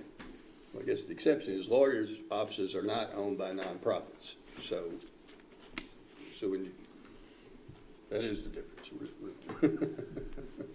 Well, I guess not all of them are. I'm digging the hole deeper. I don't think $375 a month's a high rate to pay for emergency services. I understand that argument, but the task is to match the revenue to the cost. And gosh. Well, we'll work on it, see what we can come up with before the second reading. We'll probably put it on for second reading in 2 weeks, but may not have it. I mean, the difficult part's the non-retail. I mean, that's the difficult part. And the nonprofits own the big ones, so I don't know how we get through that. All right, D. First reading, Commonwealth of Kentucky, McCracken County Fiscal Court, Ordinance Number 2024-07, an ordinance amending McCracken County Ordinance Number 2023-03 by setting forth a current salary and classification table updated to codify credit for prior service or prior experience and additional pay to reflect cost of living adjustments and establishing anniversary dates for the purpose of computing step increases for new hires and promotions for certain employees in the McCracken County Clerk's Office. Summary, the present ordinance sets forth the current salary and classification table for the McCracken County Clerk's Office by amending Ordinance Number 2023-03. Certification, it is hereby certified by the McCracken County Fiscal Court that the present summary represents an accurate official statement of the main points of and contents of Ordinance Number 2024-07. Public inspection, Ordinance Number 2024-07 shall be available for public inspection in its whole and complete form in the McCracken County Judge Executive's office during ordinary business hours. So moved. Second. Any discussion? Basically what this does, it adds the chief deputy, is that right? It reclassifies a couple of other employees into positions we currently don't have, significantly adds the chief deputy position and sets forth a pay scale for that. It raises the bottom pay a little bit, and so the whole table got adjusted for COLA. Yeah, it also adds a couple of co-op students and adds Jamie is trading one full-time position for 3 part-time positions. So they're getting a bump in all of their areas, is that right? Not necessarily. The pay scale went up for all the areas, but depending on where you fall, you could be between steps and frankly not see a whole lot, but when you get to your next step. And then much like the Sheriff's Department issue, when we decide that step increase comes, it just comes the next July 1. So everyone's step increase, if you remember the issue with the Sheriff's Department, how we resolved that was we used to wait a full year and then the next July 1. Now it's just the next July 1. So what impact does this have on the budget? Negligible.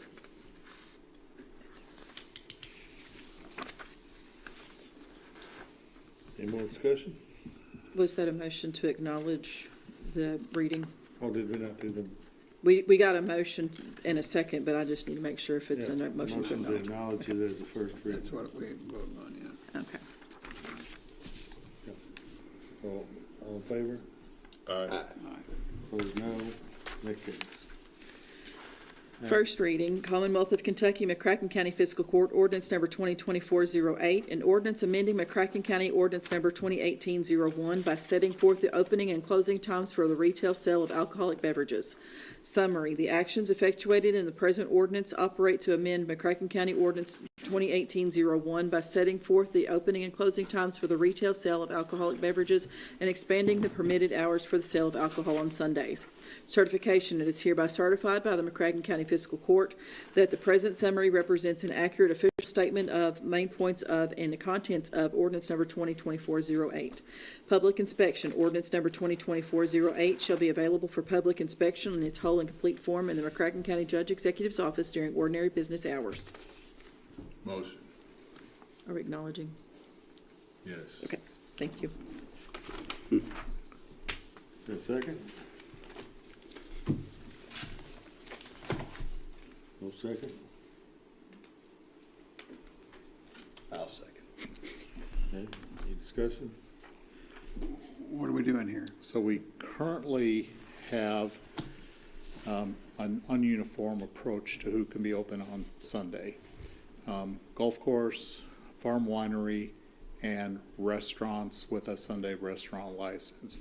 Package can't be open. Convenience stores can't sell either. Bars, for example, we have very few bars. I think we have 2 liquor by the drink situations out there in McCracken County, or 3.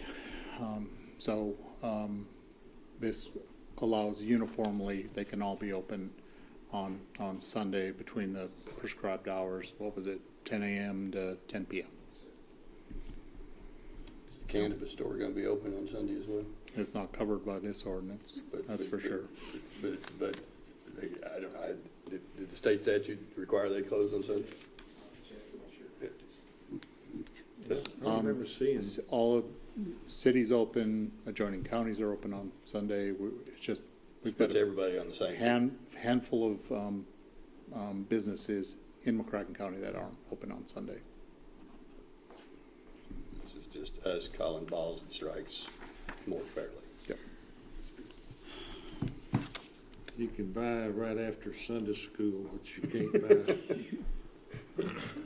Right before Sunday school. I remember when there was an incentive for businesses to locate in the city because you could sell alcohol.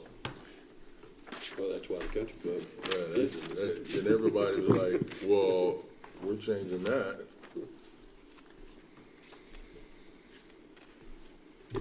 More discussion? Motion to acknowledge that as a first reading. All in favor, aye. Aye. Aye. Opposed, no. I have 2. You're not voting. Or did you vote? Aye.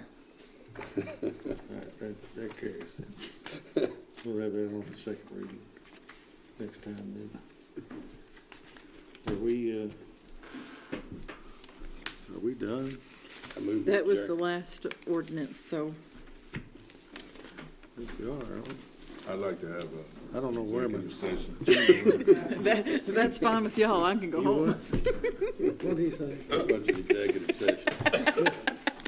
Well, you can go ahead and have it. So I can go forward. I move we acknowledge and adjourn. All in favor? Acknowledge that Commissioner Motion to Abraham is going adjourn. into executive session. By himself on the way home. All in favor, aye. Aye. All right, we're adjourned.